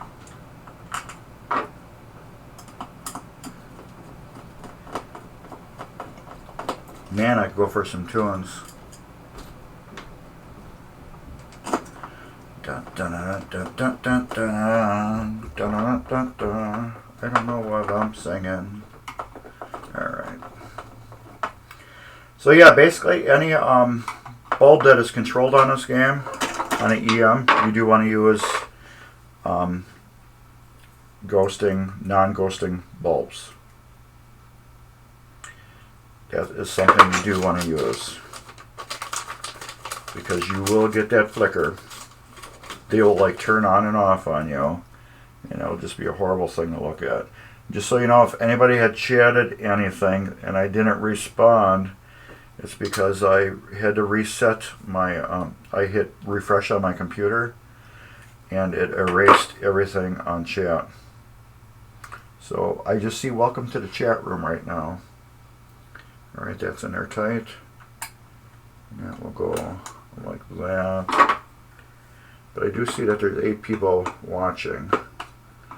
I don't know. I know there's people lurking. You're lurking. Say hi. Hi. Alright, we got that one on there. And then we go to the next one. We go to the next one. And make sure your points are always up on these Gottlieb ones. And we need the spring. Why can't these be called summers? You know, why do they gotta be called spring? Can't they be called summers? Or winters? Who made the word spring? I just know you spring in the summer. So what I'm doing right now is I'm just cleaning the very light little bit of rust off of them. I don't know if you have to or not, but my OCD tells me this must be done. So I don't know. Dan probably knows that I have a little OCD with repairs, because on some of the games I couldn't stop working on them. I had to constantly fiddle and keep doing little adjustments on them because I didn't feel that they were perfect enough and it was bothering me. So that's just how I am, I guess. Occasionally freezes, but not too much. Okay. I can see the chat on my stream, my OBS. So I can see nobody has chatted since I refreshed my computer. What name is it? I was hoping to get more on this game. Alright. And ghosting bulbs. Slip sliding away. Slip sliding away. Alright, so before I forget, get your tickets for the Midwest Gaming. How can I tell you not to get them more? The Midwest Gaming Classic, November 5th through the 7th, 2001. There's going to be celebrities there. I'm one of them. So you can take a picture with me. Do you wash your hands frequently or locking under those? No, I don't do that. I'll wash my hands like after I'm done with this, but no, I'm not one of those light switchers or door lockers or I do double check certain things more than I need to. Kind of like certain things I'll click on and then I'll just make sure I clicked on them and then go back to make sure. So I have OCD that way. I like to go over everything to make sure, you know, it's the way I want it, and then go over it again to make sure it's still that way. Yeah, I do weird stuff, but no, I don't have I don't really check the doors to make sure they're locked. I'll look at them, and then like before I go to bed, I'll look at them again, just because you never know, you might go take a leak, and then one of your kids or your wife or something like that might forgot something in the car, and then they'll go out real quick, and then come back in the house before you know it and forget to lock the door. So, but I believe that's something that everybody should do before they go to bed. You know, make sure your doors are all locked and closed and stuff like that. But no, I have OCD for other things. You know, just like kind of perfection OCD stuff, where if I rebuild something, I need to go over it really good just to make sure it's perfect. And then a lot of times I'll check in to make sure everything is still good. Like the first game I've sold, there goes my computer again. First game I sold, I checked back with the person several times, you know, about how the game is working and stuff like that, and they're like, yeah, no issues. And I had just bought another of the same game, and they had posted up, they're like, yep, game's still working perfect, thank you. And I'm like, well, you know, it's been a couple of years now, and no issues on EM, so that's like crazy. You worked with a guy who did those type of things and his OCD was debilitating. I can see that. I've seen, you know, certain people, you know, the way they do things, and I'm like, yeah, I could not do that. But I do have a, you know, a total screw it attitude though too, where there's no OCD involved with anything, where I just do it, I'm like, it's done, you know, I'm happy, it's done. So I have the reverse OCD with that. So as you can see, I do fine tune these bulbs. When I put them in there, then I rebend them back over. Oh, some people tell me that I don't give a flying F. So I get that too, and I'm like, really? This is just running through my head all the time, you know. They're like, yeah, you're just so quiet about it, you don't care. I'm like, that's opposite to me. So yeah, these bulbs are tight in here. Another trick you can do too with bulbs, I'll show you. If you ever have problems with bulbs, you put a bulb in a socket, and you know, you put it down and you screw it down, and it flickers a little bit, and then you wiggle the bulb, and then it stops, and you wiggle it, and it stops, but then it comes back. Take this end right here, and put a drop of solder on it. One little drop of solder. It will make this bulb just a little bit longer, and when you stick it down and twist it, it snugs it. So the bulb is tighter in the socket. And that works really super good. I used to do it on these until I started just rebending them to the way I liked them and the way I felt they should fit. And then they worked perfectly after that. Yeah, some people just do need to get a life. I agree with you. It's just, yeah. You know, I understand how people do want to help, you know, like ask you about stuff like that, which is good. But then you get the same people who just nag you on it. And yeah, those are the people that need to get a life. But yeah, a lot of people take that for granted nowadays too, because just times have changed. You know, back when people used to really care about everybody, and now people just think that you're getting into their business. You know. So yeah, you got both streets right there. You got the people where they just want to know what you're doing, and then they got the other people that still genuinely care about you. So which is good. These are brand new bulb sockets. Oh yeah, we were talking about these. Yeah, you can also go in there with your Dremel with your 443 bit and just go bzz, bzz, bzz. But I look at it this way: if I can fix a socket and I don't have to replace it, I just saved the customer money.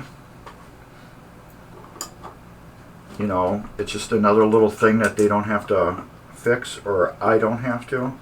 Like a lot of bulb sockets, you know how you get the spinners? I will solder them together so they don't spin anymore, and then they're perfect for life. I have only had to replace, out of all the machines I've done, I would say 6 sockets. And that was because they were so rusted. the spring was broken inside and it caused a short, and other ones were just so rusted. I'm like, no, I'm not even going to try these things after I pulled the bulbs out. I'm like, I'm not messing with that. That's garbage. So again, let me see if I can show this. Okay, let's get this tight. And let's get this right here. Where are we? We're right here. Alright. This is hard to do. So we're going to bend out this loop. It's going to be kind of hard to show you. I'm going to bend it out like that. I'm going to take this and roll it down so it's flatter. Take that bump out of it again and then roll it down again so it's like that. Now when I get the bulb, when I put the bulb in, this is super tight on it. Now it's super tight and you can see how it's bent like that. Now I'll take this and bend it over. You don't want to bend it too much because you don't want to touch this post. And then bend it like that. And now this bulb is locked in. And it's always going to have contact. So that's what I do. Look at the cost of paint. Yes, I understand what you're saying too, but think of how much 20 bulb sockets would cost on a game instead of just you know, cleaning them up. You know, I've had people, you know, like, oh yeah, you know what? I just put in new sockets on the game. Everyone, you know, I don't do any of those spinners. I'm like, okay, yes, I understand that. However, if I'm going to do that, I'm going to at least charge the customer a buck or two per socket. So you got 2, 4, 6, 8, 10. There's $10 right there. I saved the customer just by, you know, soldering them together or cleaning them. Because you figure doing each one of these is taking time out of your shop job. If I can just go in quick and fix them, and they're permanently fixed now, that's a bonus to the customer. I'm just doing them a quick favor. I'll tell them, you know, I fixed the sockets and stuff like that. But like you said, if the spring's bad, or like I said, I had the rusted ones that were shorted, they're garbage. You know, you just gotta toss them out and replace them. All right, so we got all that done. It's emptied. So we got our pop bumpers back together. Yeah, the flickering, yeah, you can replace them, or you don't have to. Like I've said before, what you do is correct to you, and what I do is correct to me. You know, you like replacing them, I like repairing them, and that's what's awesome about the world. We all have our own separate ways of doing things, and they're totally 100% correct to you, and they're totally 100% correct to me, which is why the world is awesome. We have that diversity. Nobody's right and nobody is wrong on that. It's your preference and my preference, which is it. I love that. That's what I love about people. We all do our own things. And just imagine if everybody did everything just one way. That'd be horrible. Because you'd expect everything like, okay, yeah, he's going to walk into the room. He's going to sit down. He's going to cross his legs. He's going to put his hands on his table. And then he's going to say, hi, how are you? You know, that it's just expecting everything is, you know, just kind of crazy. But I love the diversity in people. Everybody's different. Everybody does its own thing. We got time to rebuild the flippers. I didn't think we would, but we do. So, what do we have here? We got new EOS switch, spring and coil sleeve. We have new plungers and linkage, screws, coil stop, and the pawls, which I will not be putting these in, and the, what do you call it, the springs. The reason why, because as you can see, these are out right now, because on this type of game, if you leave them and you take them out and flip the thing over, they all fall out unless you have the flipper in there. So we will do those parts later on when I get the flippers in the game. You know what I mean? Because if I do all that right now, they're just going to fall out unless I stick the flippers in here. And I don't want to stick the flippers in here yet. Well, I didn't wax around them. I should have just waxed around them right away. And we have one missing screw here. And these are probably good. I have to see if I have any of these screws. If not, I will have to go to the hardware store and buy a box. Yes. I agree with you, David. I hear ya. I'm so set in my ways, I would not switch that way either. I don't care what people said. I have a trick with these too. I'm going to tell you guys about these. I prefer the Carnauba wax too. Okay, this one is clearly stripped. Alright. Get out. Come on. There we go. Two different screws. How different. Yeah, these are different screws than these. These are big, fat, juicy screws. And these are thinner screws. So, I'm going to show you. Let me see if I can get my screws out. I don't know if I have these exact screws or not. Do I have a bar stool around here? There we go. A bar stool also works as a table for me.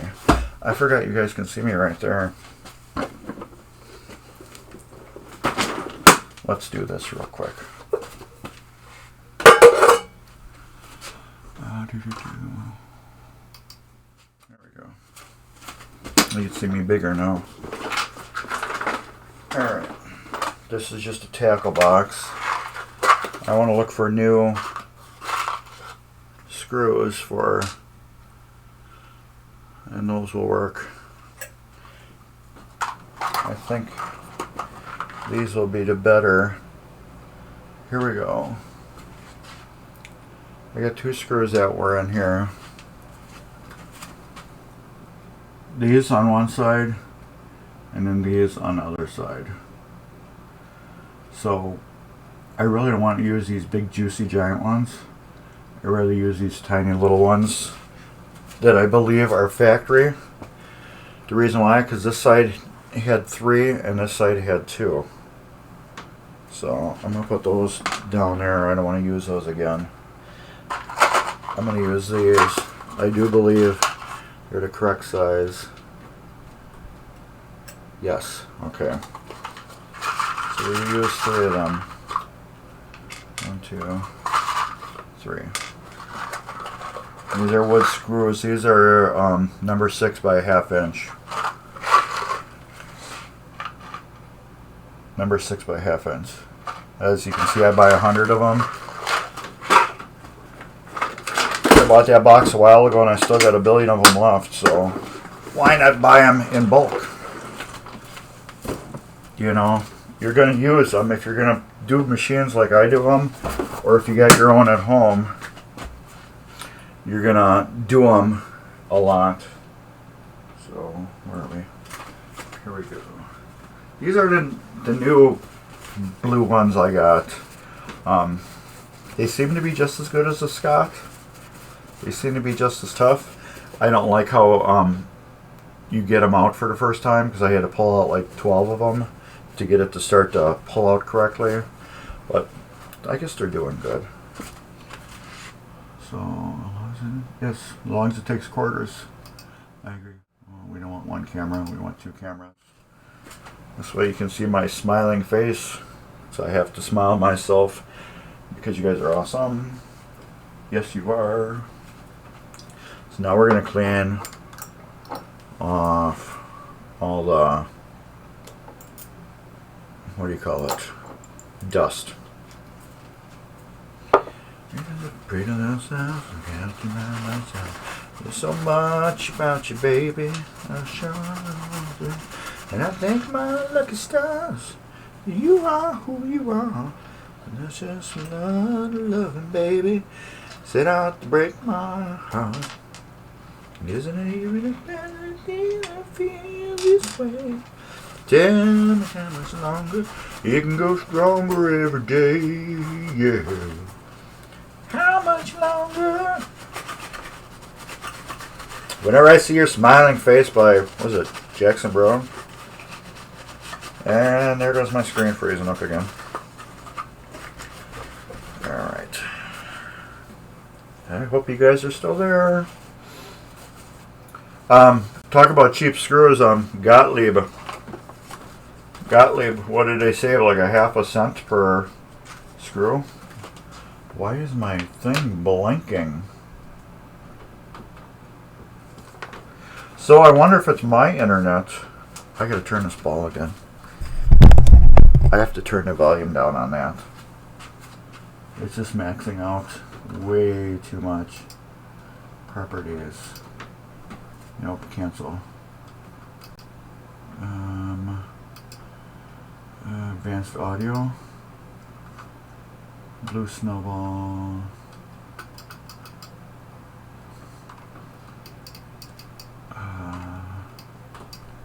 Zero. Okay, can you guys hear me good still? I hope so. I just turned my snowball down. It was really maxing out my computer. The what do you call it? My bar was jumping into the red real bad. Alright. What was your question? So when do you think it's necessary to replace those? If your shaft goes in there, your flipper shaft, and it's got a wiggle to it, like that. Let me see if I got one. I use this sorcerer one. These, when they go in there, they should have hardly any wiggle room. These have just a little bit. It's got just a little bit of wiggle room. Now let's use one of the old ones and see if we have any extra. These have just a little bit more. Not bad. But if you get a lot of slop on that and it wiggles a lot in there, or a lot of times this base will crack, they're junk. Now what's different about these, it has a thicker base than these, but that don't matter. So if you can see the new one here, this is thicker than this, but that doesn't matter. The length is the same, up here is the same. It will work. It's just this is thicker, so it's a little beefier. Now here, I had stripped out holes, and these are big fatty holes. We don't want those big fatty holes. And so what do? Instead of going like that, we're just going to go and give it a little turn like that. And then we can put the new screws in. And we don't have to worry about it being, what do you call it, stripped out or anything anymore, because we're using new holes.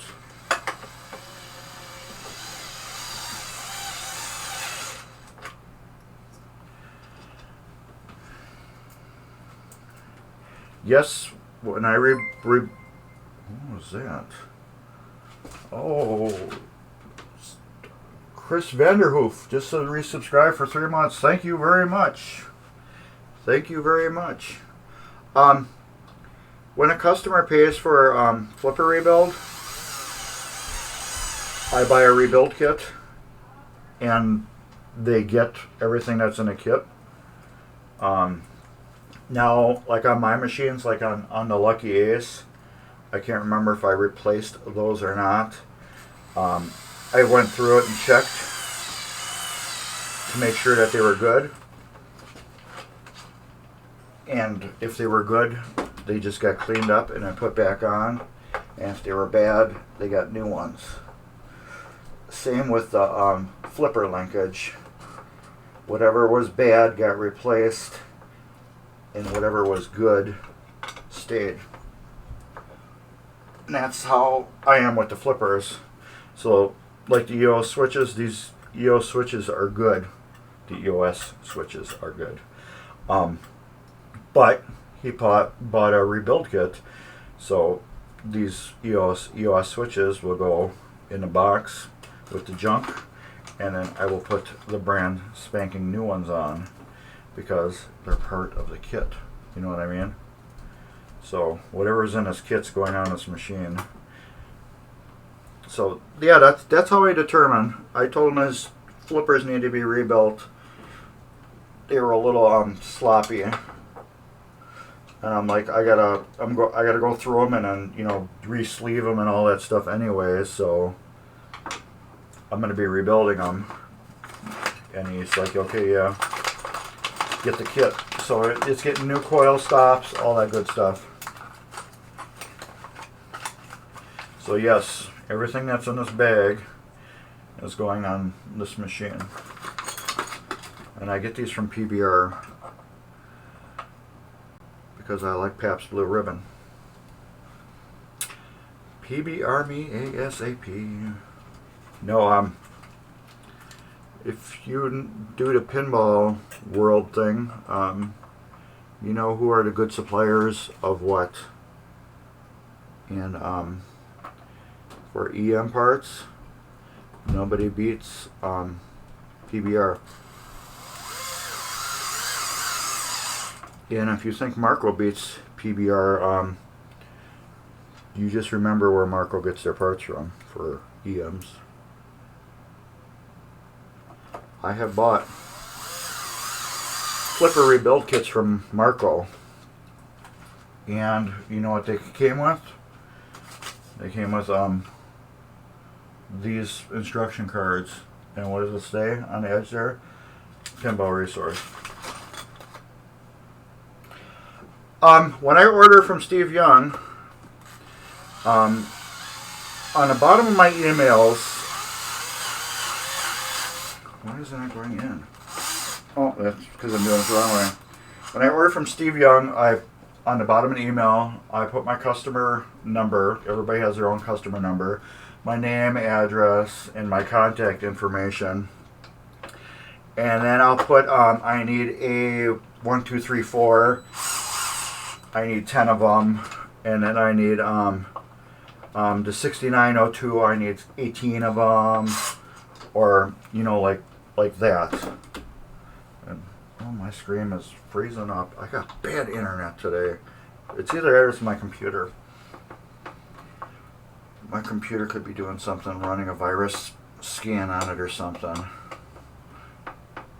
But as long as you guys are seeing me, that's the important part.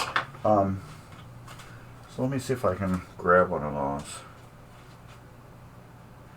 Oh, I'm going to have to send Dan that link, I guess.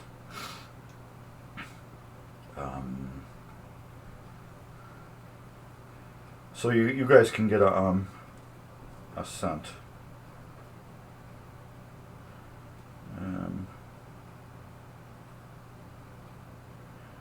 Come on.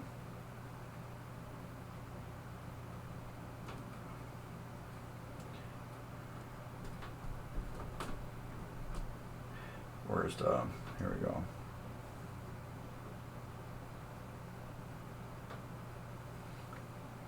Like that.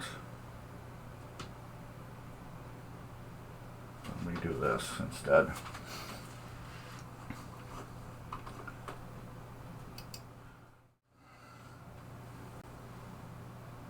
I will do that.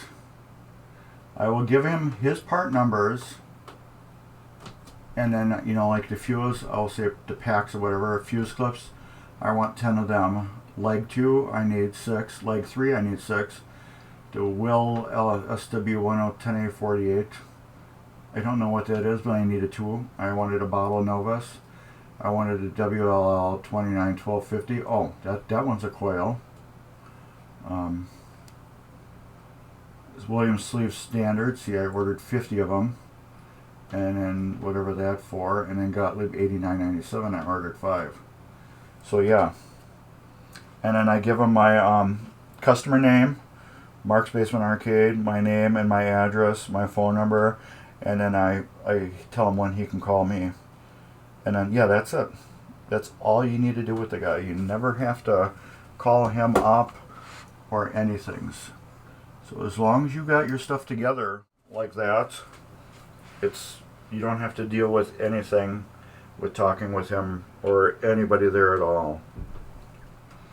So we got this on there, and that's all nice and neat.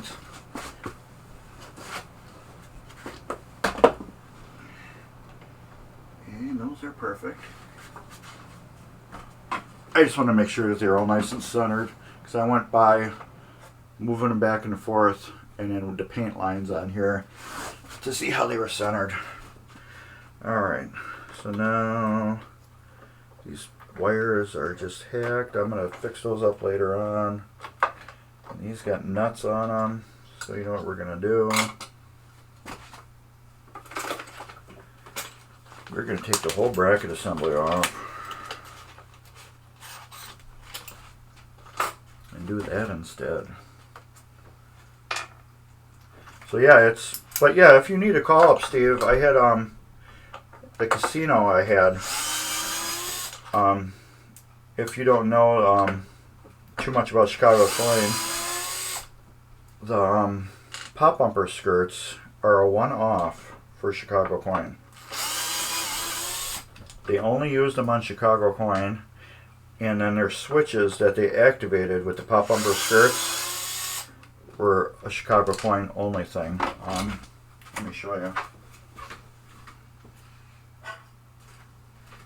Let me get one that's not bent.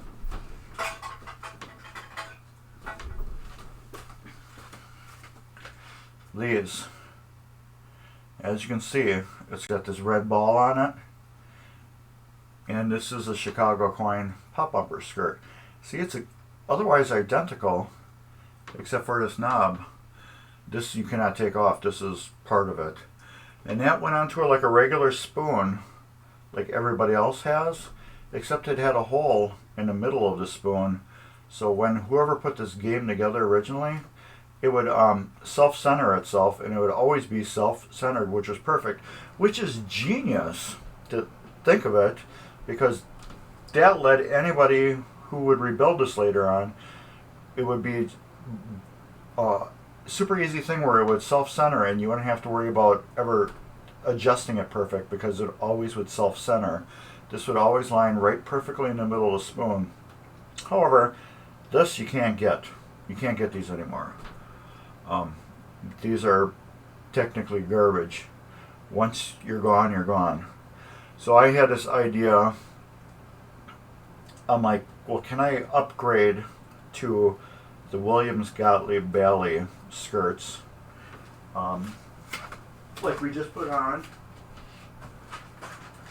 I will show you the difference.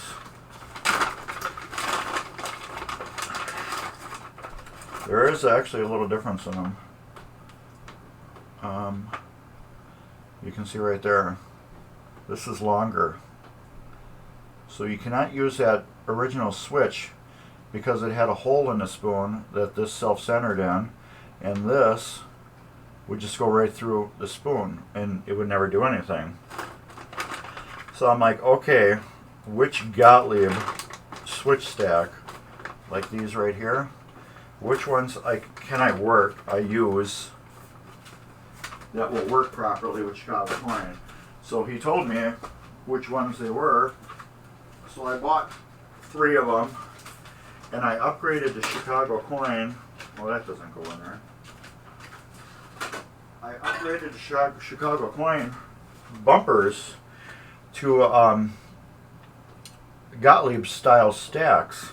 So now anybody, no, I don't think they could be rebuilt. Maybe they could be rebuilt with a 3D printer, but is it going to last with the heat and the constant abuse that these things get? That's what I was thinking. But now anybody who wants to can totally rebuild the pop bumpers again and just buy right off the shelf parts. The switches they'll never have to replace because, you know, they last forever. But the skirts, they don't. Well, that landed like right perfectly into it. They all did. Wow. I got no adjustments on a couple of these from what I see.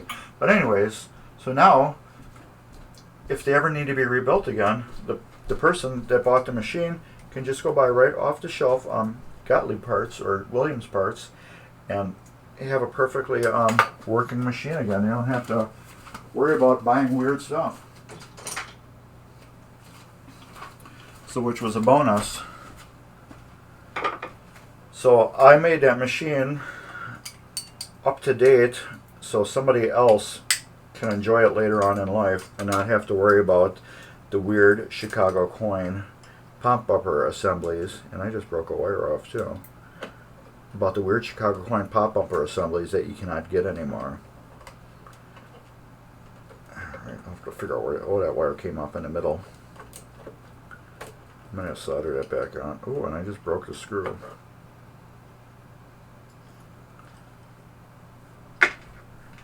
Garbage! Alright. So, geez, these are just all hacked together. So loose and sloppy. I don't know if these just got loose over the years. No, don't drop. I don't know if they got loose over the years or neglect or somebody pieced these together or what. But that is beat too. That's got a good dome to it.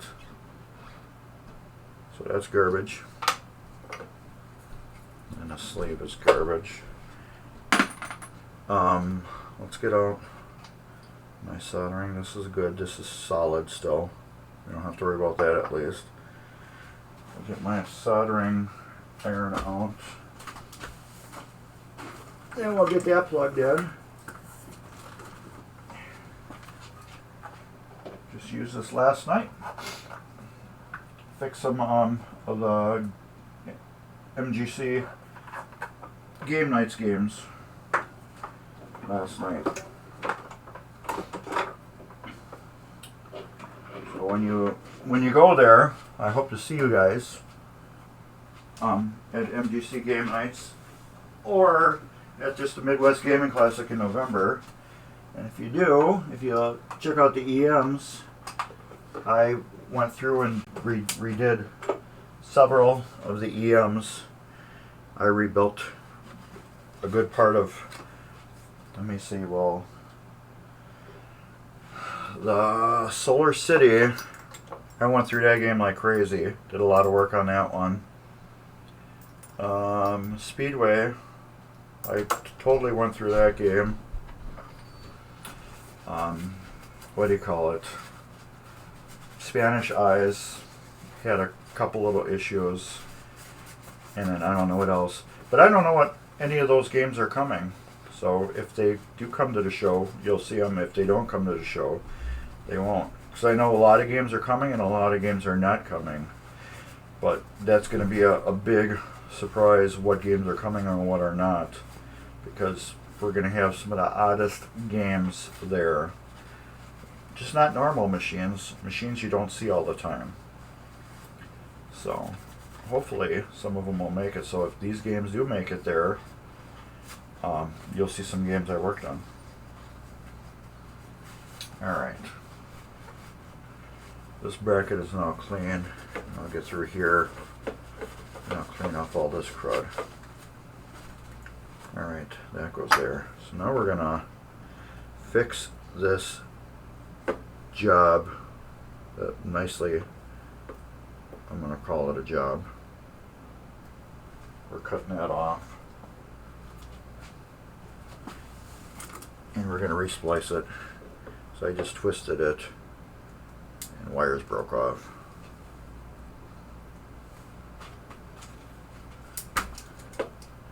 This is just regular wire that they used. A lot of these old games, you wouldn't think of it because they all had braided wire. Where's my... Did I throw my flux somewhere else? It's not in here. Crap. I hope it's in my other bag then. There's my other one.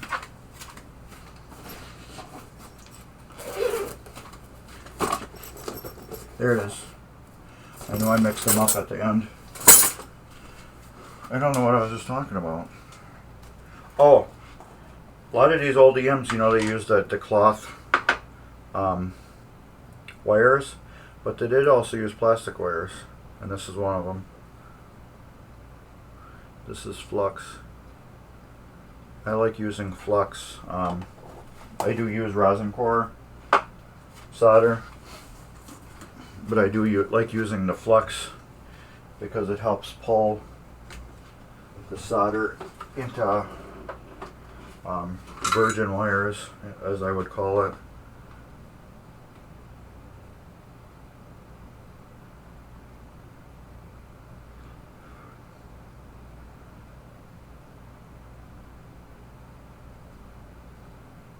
There.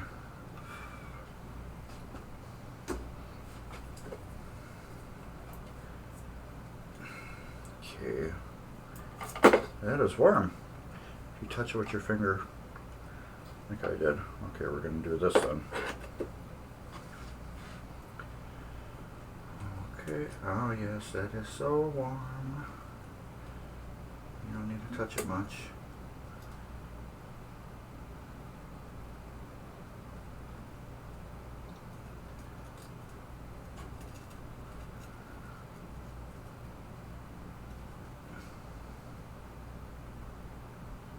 Like that solder. Why do I got cooling in my head?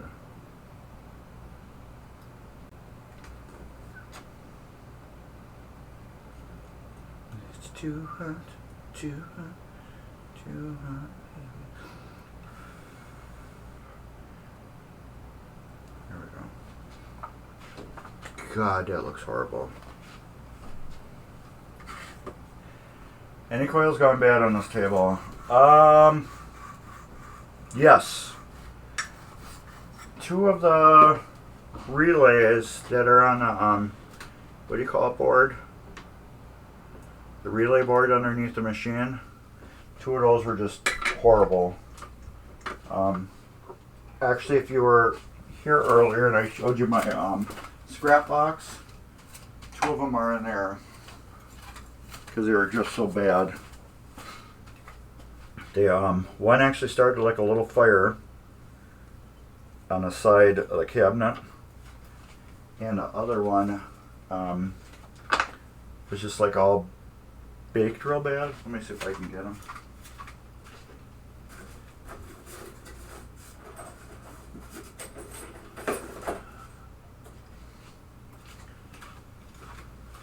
Here's one of them when I took it apart. It just fell apart like that.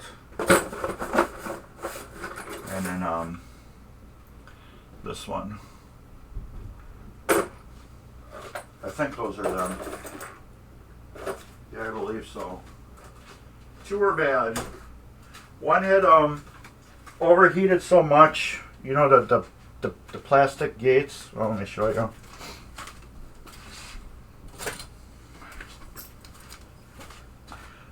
Plastic gate right here, it had overheated so bad it actually melted the gate off the metal, so it couldn't do that. And then the other one overheated so bad it like smoked in there up against the cabinet. There was all smoke staying up against the cabinet on the inside. So 2 of them went out. 2 of them took the ghost, or whatever you would say it. Now this is just horrible, the wiring on here. It's like somebody closed their eyes and soldered it.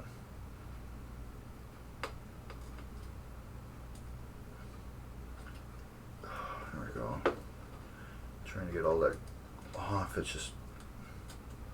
There we go. Oh, that's back to brand new again.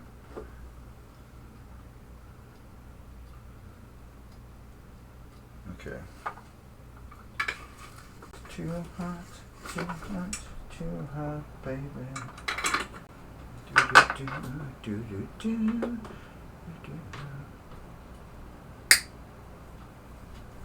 Okay, that's not hot.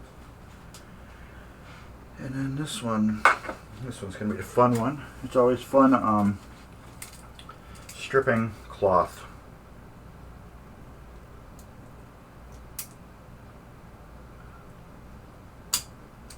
Here we go. I got that good.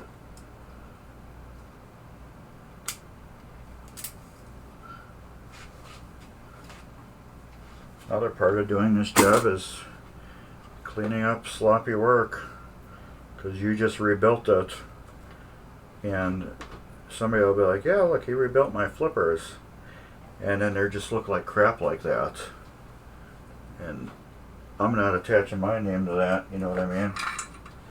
Somebody will be like, oh man, dude just had his eyes closed when he soldered them, didn't he?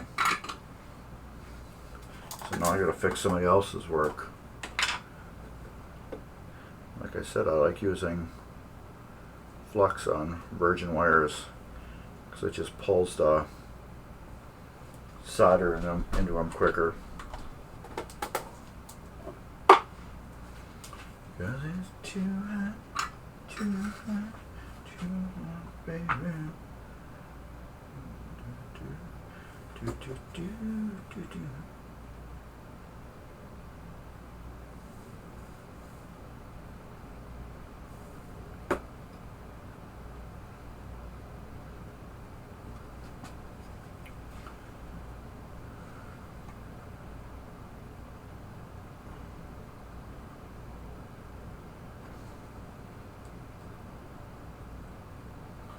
Come on, let's celebrate.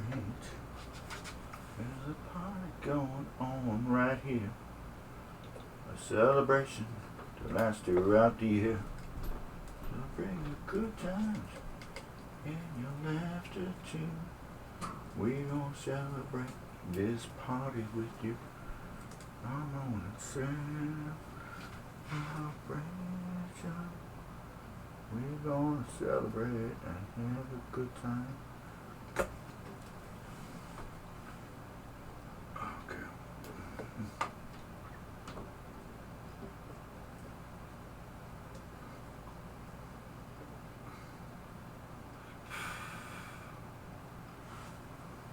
Man, that is hot.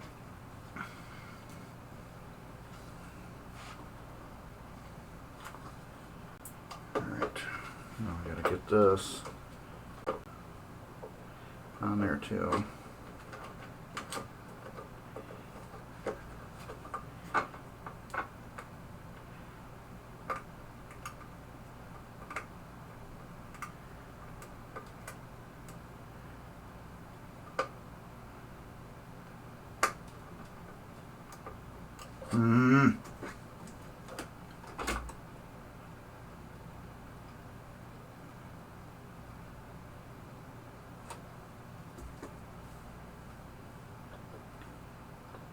Come on, come on. There we go.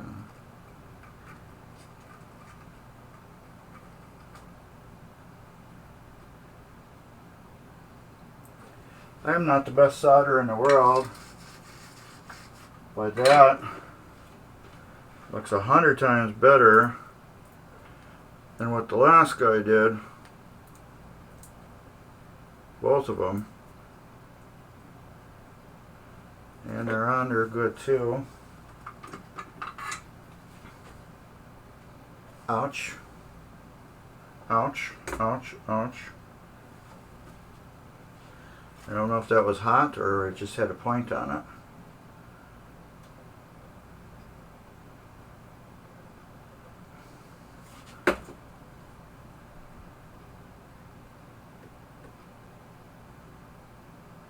There. Okay.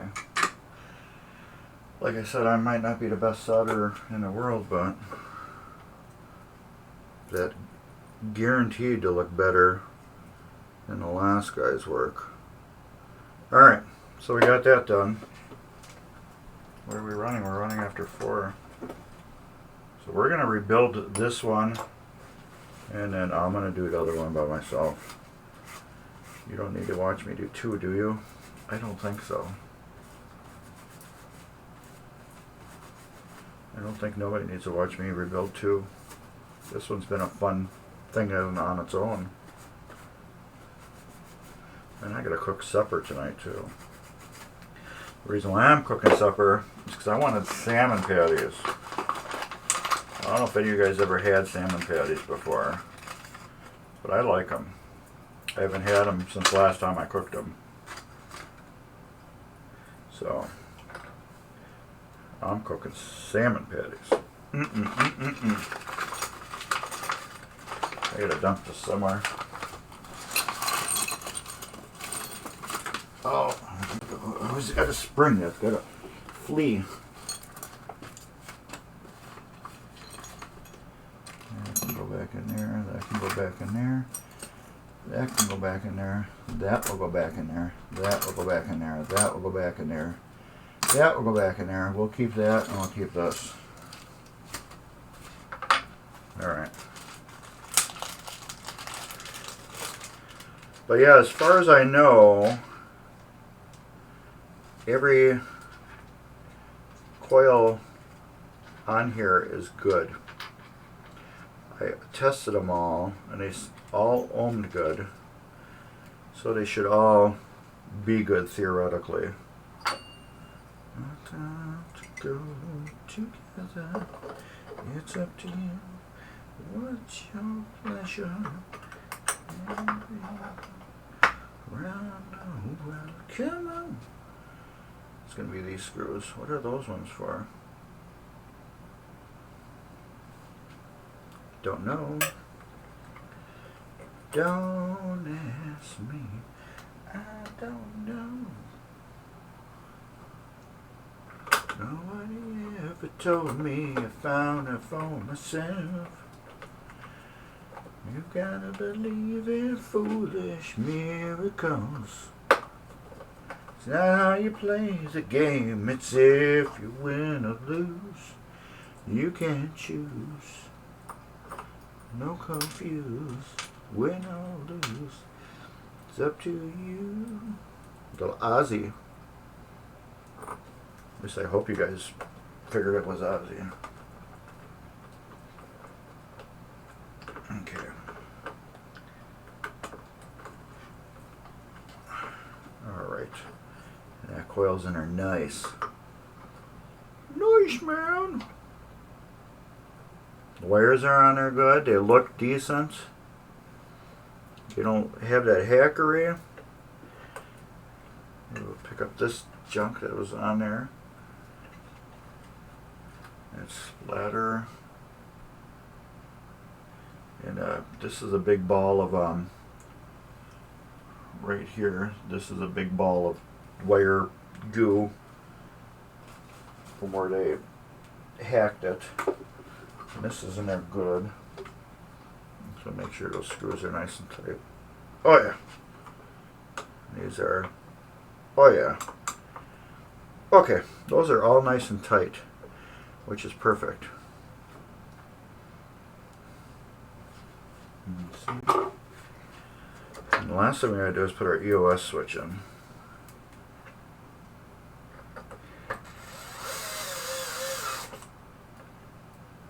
And then when we do the final assembly, we will go through the EOS switch and set how it should be set up we can't really do that now because I didn't wax the flipper area. And I don't know where the flippers are going to be set. So I can't adjust the EOS switch. But what I will do is we will put the new one on.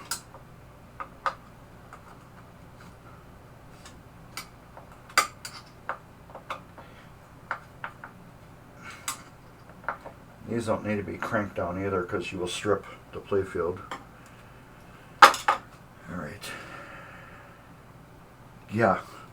Spanish. Yeah, I got TMC. Because, yeah, I'm such a rockin' singer. Actually, I was in a band for a brief amount of time. We were supposed to have a live band at my party this summer, but it kind of got derailed due to I changed the dates, so the bass player had to back out because I changed the dates, and then my drummer got really seriously ill, so he doesn't even know later on in the year if he's going to be able to play. He's got some intestinal issues, and then what do you call it?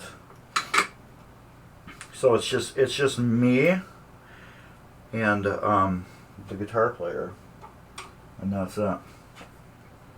So we agreed with no bass and no drums.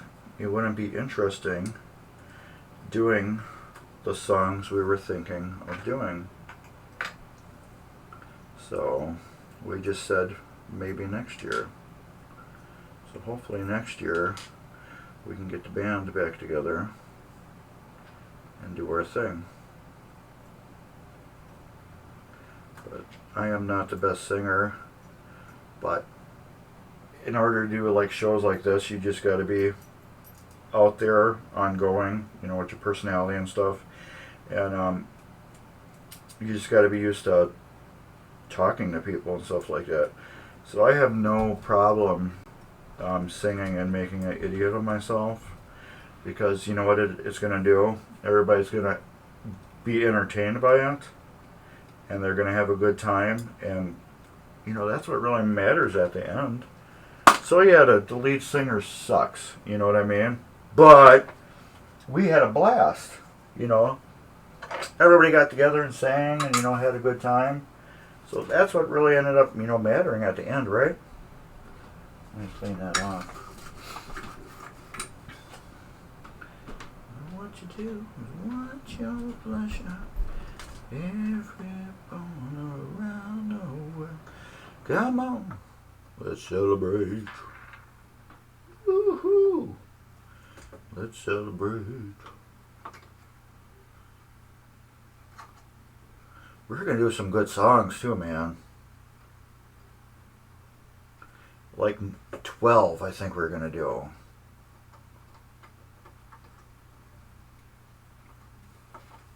So yeah, we were really gonna have some good stuff going. A celebration. The master brought you. Okay, now these what do you call it? Wires. The EOS wires. Doesn't really matter what hole they're going in.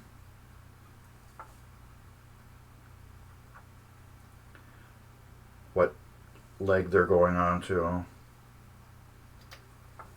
It just matters that they're getting attached. And I can't get this flat for some reason. What can I press it up against to get it flat?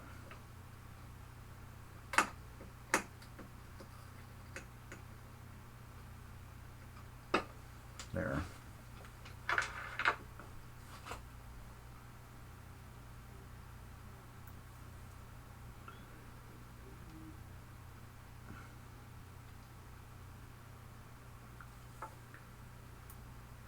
Oh, come on.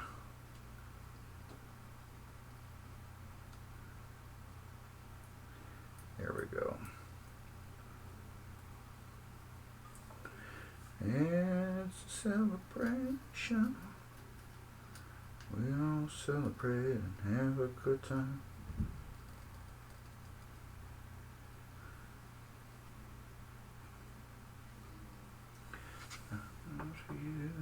What's your pleasure? You know what happens is I didn't flux this. That's one of my issues. Where's my flux? Where the flux did it go? There's the flux. Yes, Spanish Eyes is a good game. I have a Spanish Eyes. I've had it for over a year now, and I've never played it because I've never put it together. So can you believe that? That's like one of my games I've owned the longest. There we go. Now we're flowing. Look at that. Perfect.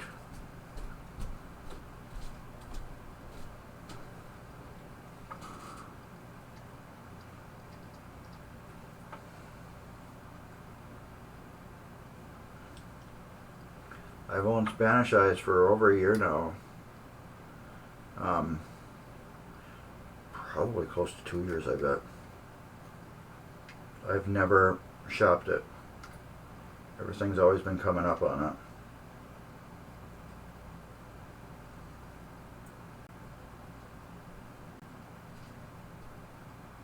And there we go. Finally. Alright. EOS switch is done. Let's put it through here and make the wires shorter. There we go. Look at that.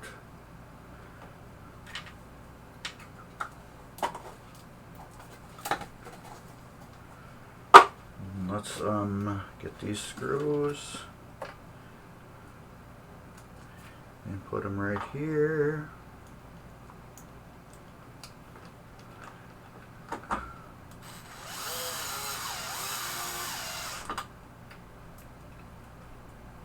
And one more.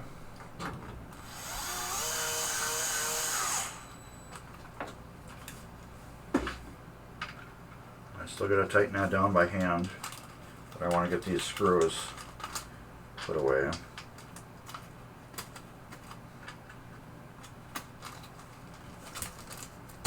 And over there.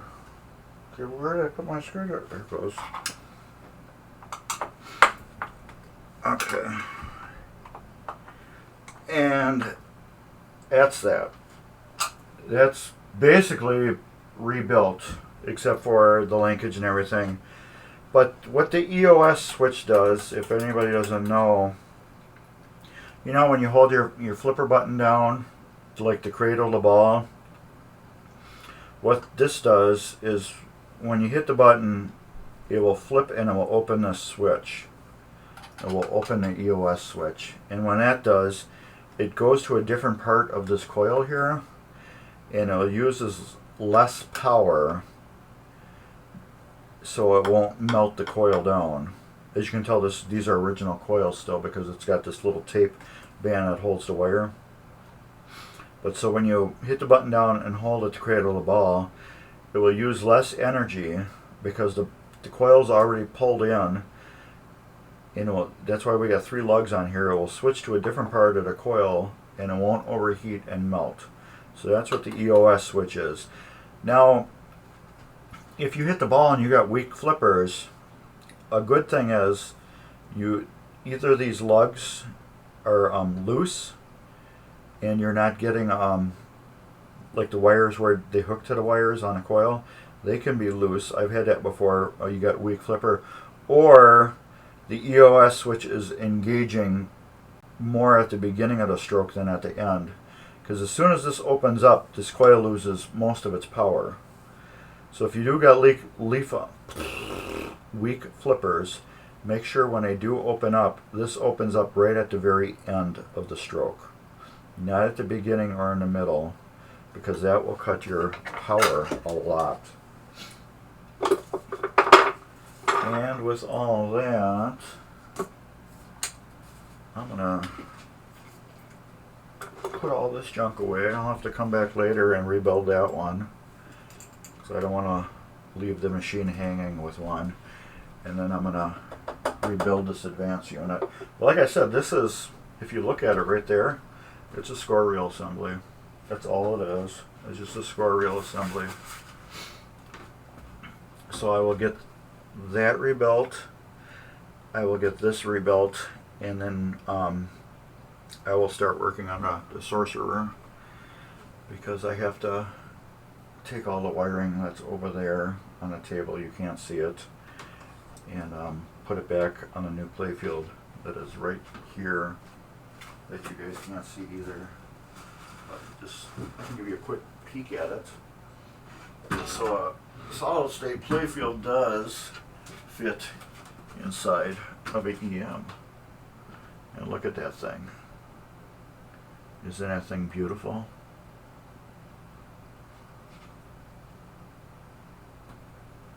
You can see the lights, and you can actually see my camera in the reflection. You can see the cords off the camera and everything.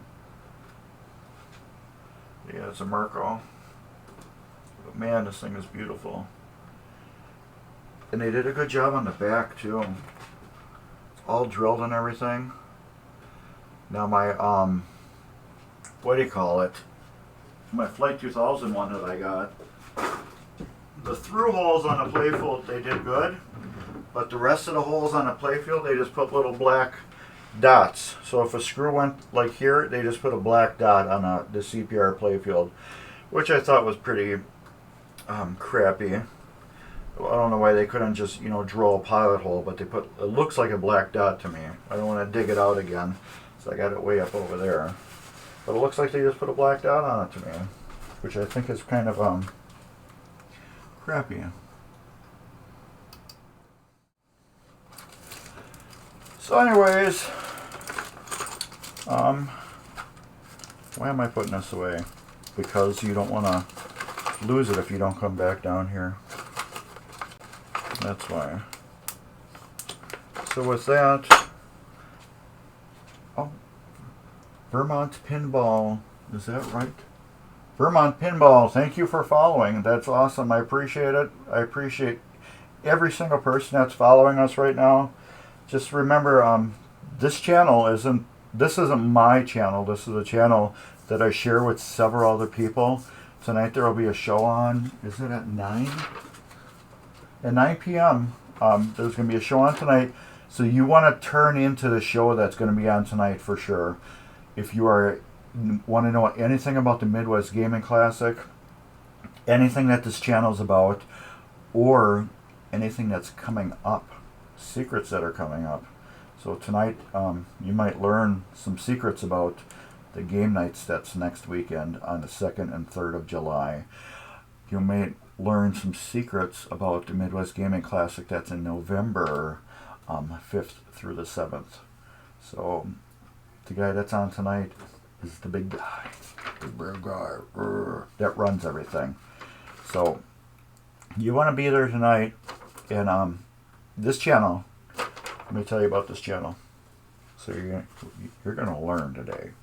Anyways, this channel, it's a full around everything channel. I do EM pinball work, and slowly you'll see some solid state work. Tonight Dan will be talking about theme parks, FECs, and arcades. FEC is a Family Entertainment Center. Monday at 9:30 p.m. is Gamer Zone. You'll learn everything about that's going on in the gaming community. Tuesday, I call my brother channel, because Ed's my brother. Ed at Pinball Mayhem. They got a YouTube channel. They have a Facebook and Instagram, I believe. Pinball Mayhem. Check them out. But anyways, Tuesday, I say Ed is the coin op guy. If you drop a coin in it, Ed works on it. So it's whatever. He has done jukeboxes, video games, pinball machines, weird little like ball machines that you put a nickel in and the ball does them. You drop a coin in it, Ed works on it, so check him out. Wednesdays should be stories at MGC. Thursdays, Fridays is Josh with late night leveling. Saturdays, and then Sundays is the best show ever. 2 p.m. Mark show. I know. Oh yeah, follow my buddies. TurboGrafx-7. They're awesome. I was just there Friday. We played Cyclops. Game something Cyclops. I can't remember the name. Game something. Really a killer game. If you can ever get your hands on a Cyclops, buy it. Check out my buddy Mike Dimas at Pinball Shenanigans on YouTube. Dude's funnier than hell. Wednesday I'm doing a parody of his channel, so click and subscribe to my channel. I'm going to put a link for my channel right now. Copy and paste. Come on, paste and chat. There's my channel. Please click and subscribe, like my videos. My channel is all about step by step EM repair. So you're going to see, just like you kind of saw sloppily here, rebuilding the flipper and the pop bumpers, you're going to get more in-depth camera into the action of seeing all this firsthand, every little piece of it going together. So instead of just this wide overview, you'll get to see more of it. And then check out my friend Pinball Wizard. He does he shops games and then he does brief gameplays on them. So if you want to see a wide variety of short clips of games, check him out. And then TurboGrafx-7, like I said, they stream on Twitch, so check them out. But anyways, I think we're gonna kick it and we're gonna leave, and then I will see you next week Sunday. And as you know, I'll be back at Sunday at 2, and I'll have more pinball ideas for you, and you'll have things you'll want to talk about, and I will too. Everybody later on, and I appreciate everybody's here, and thank you all for joining and having fun with me. So take care, everybody. Later.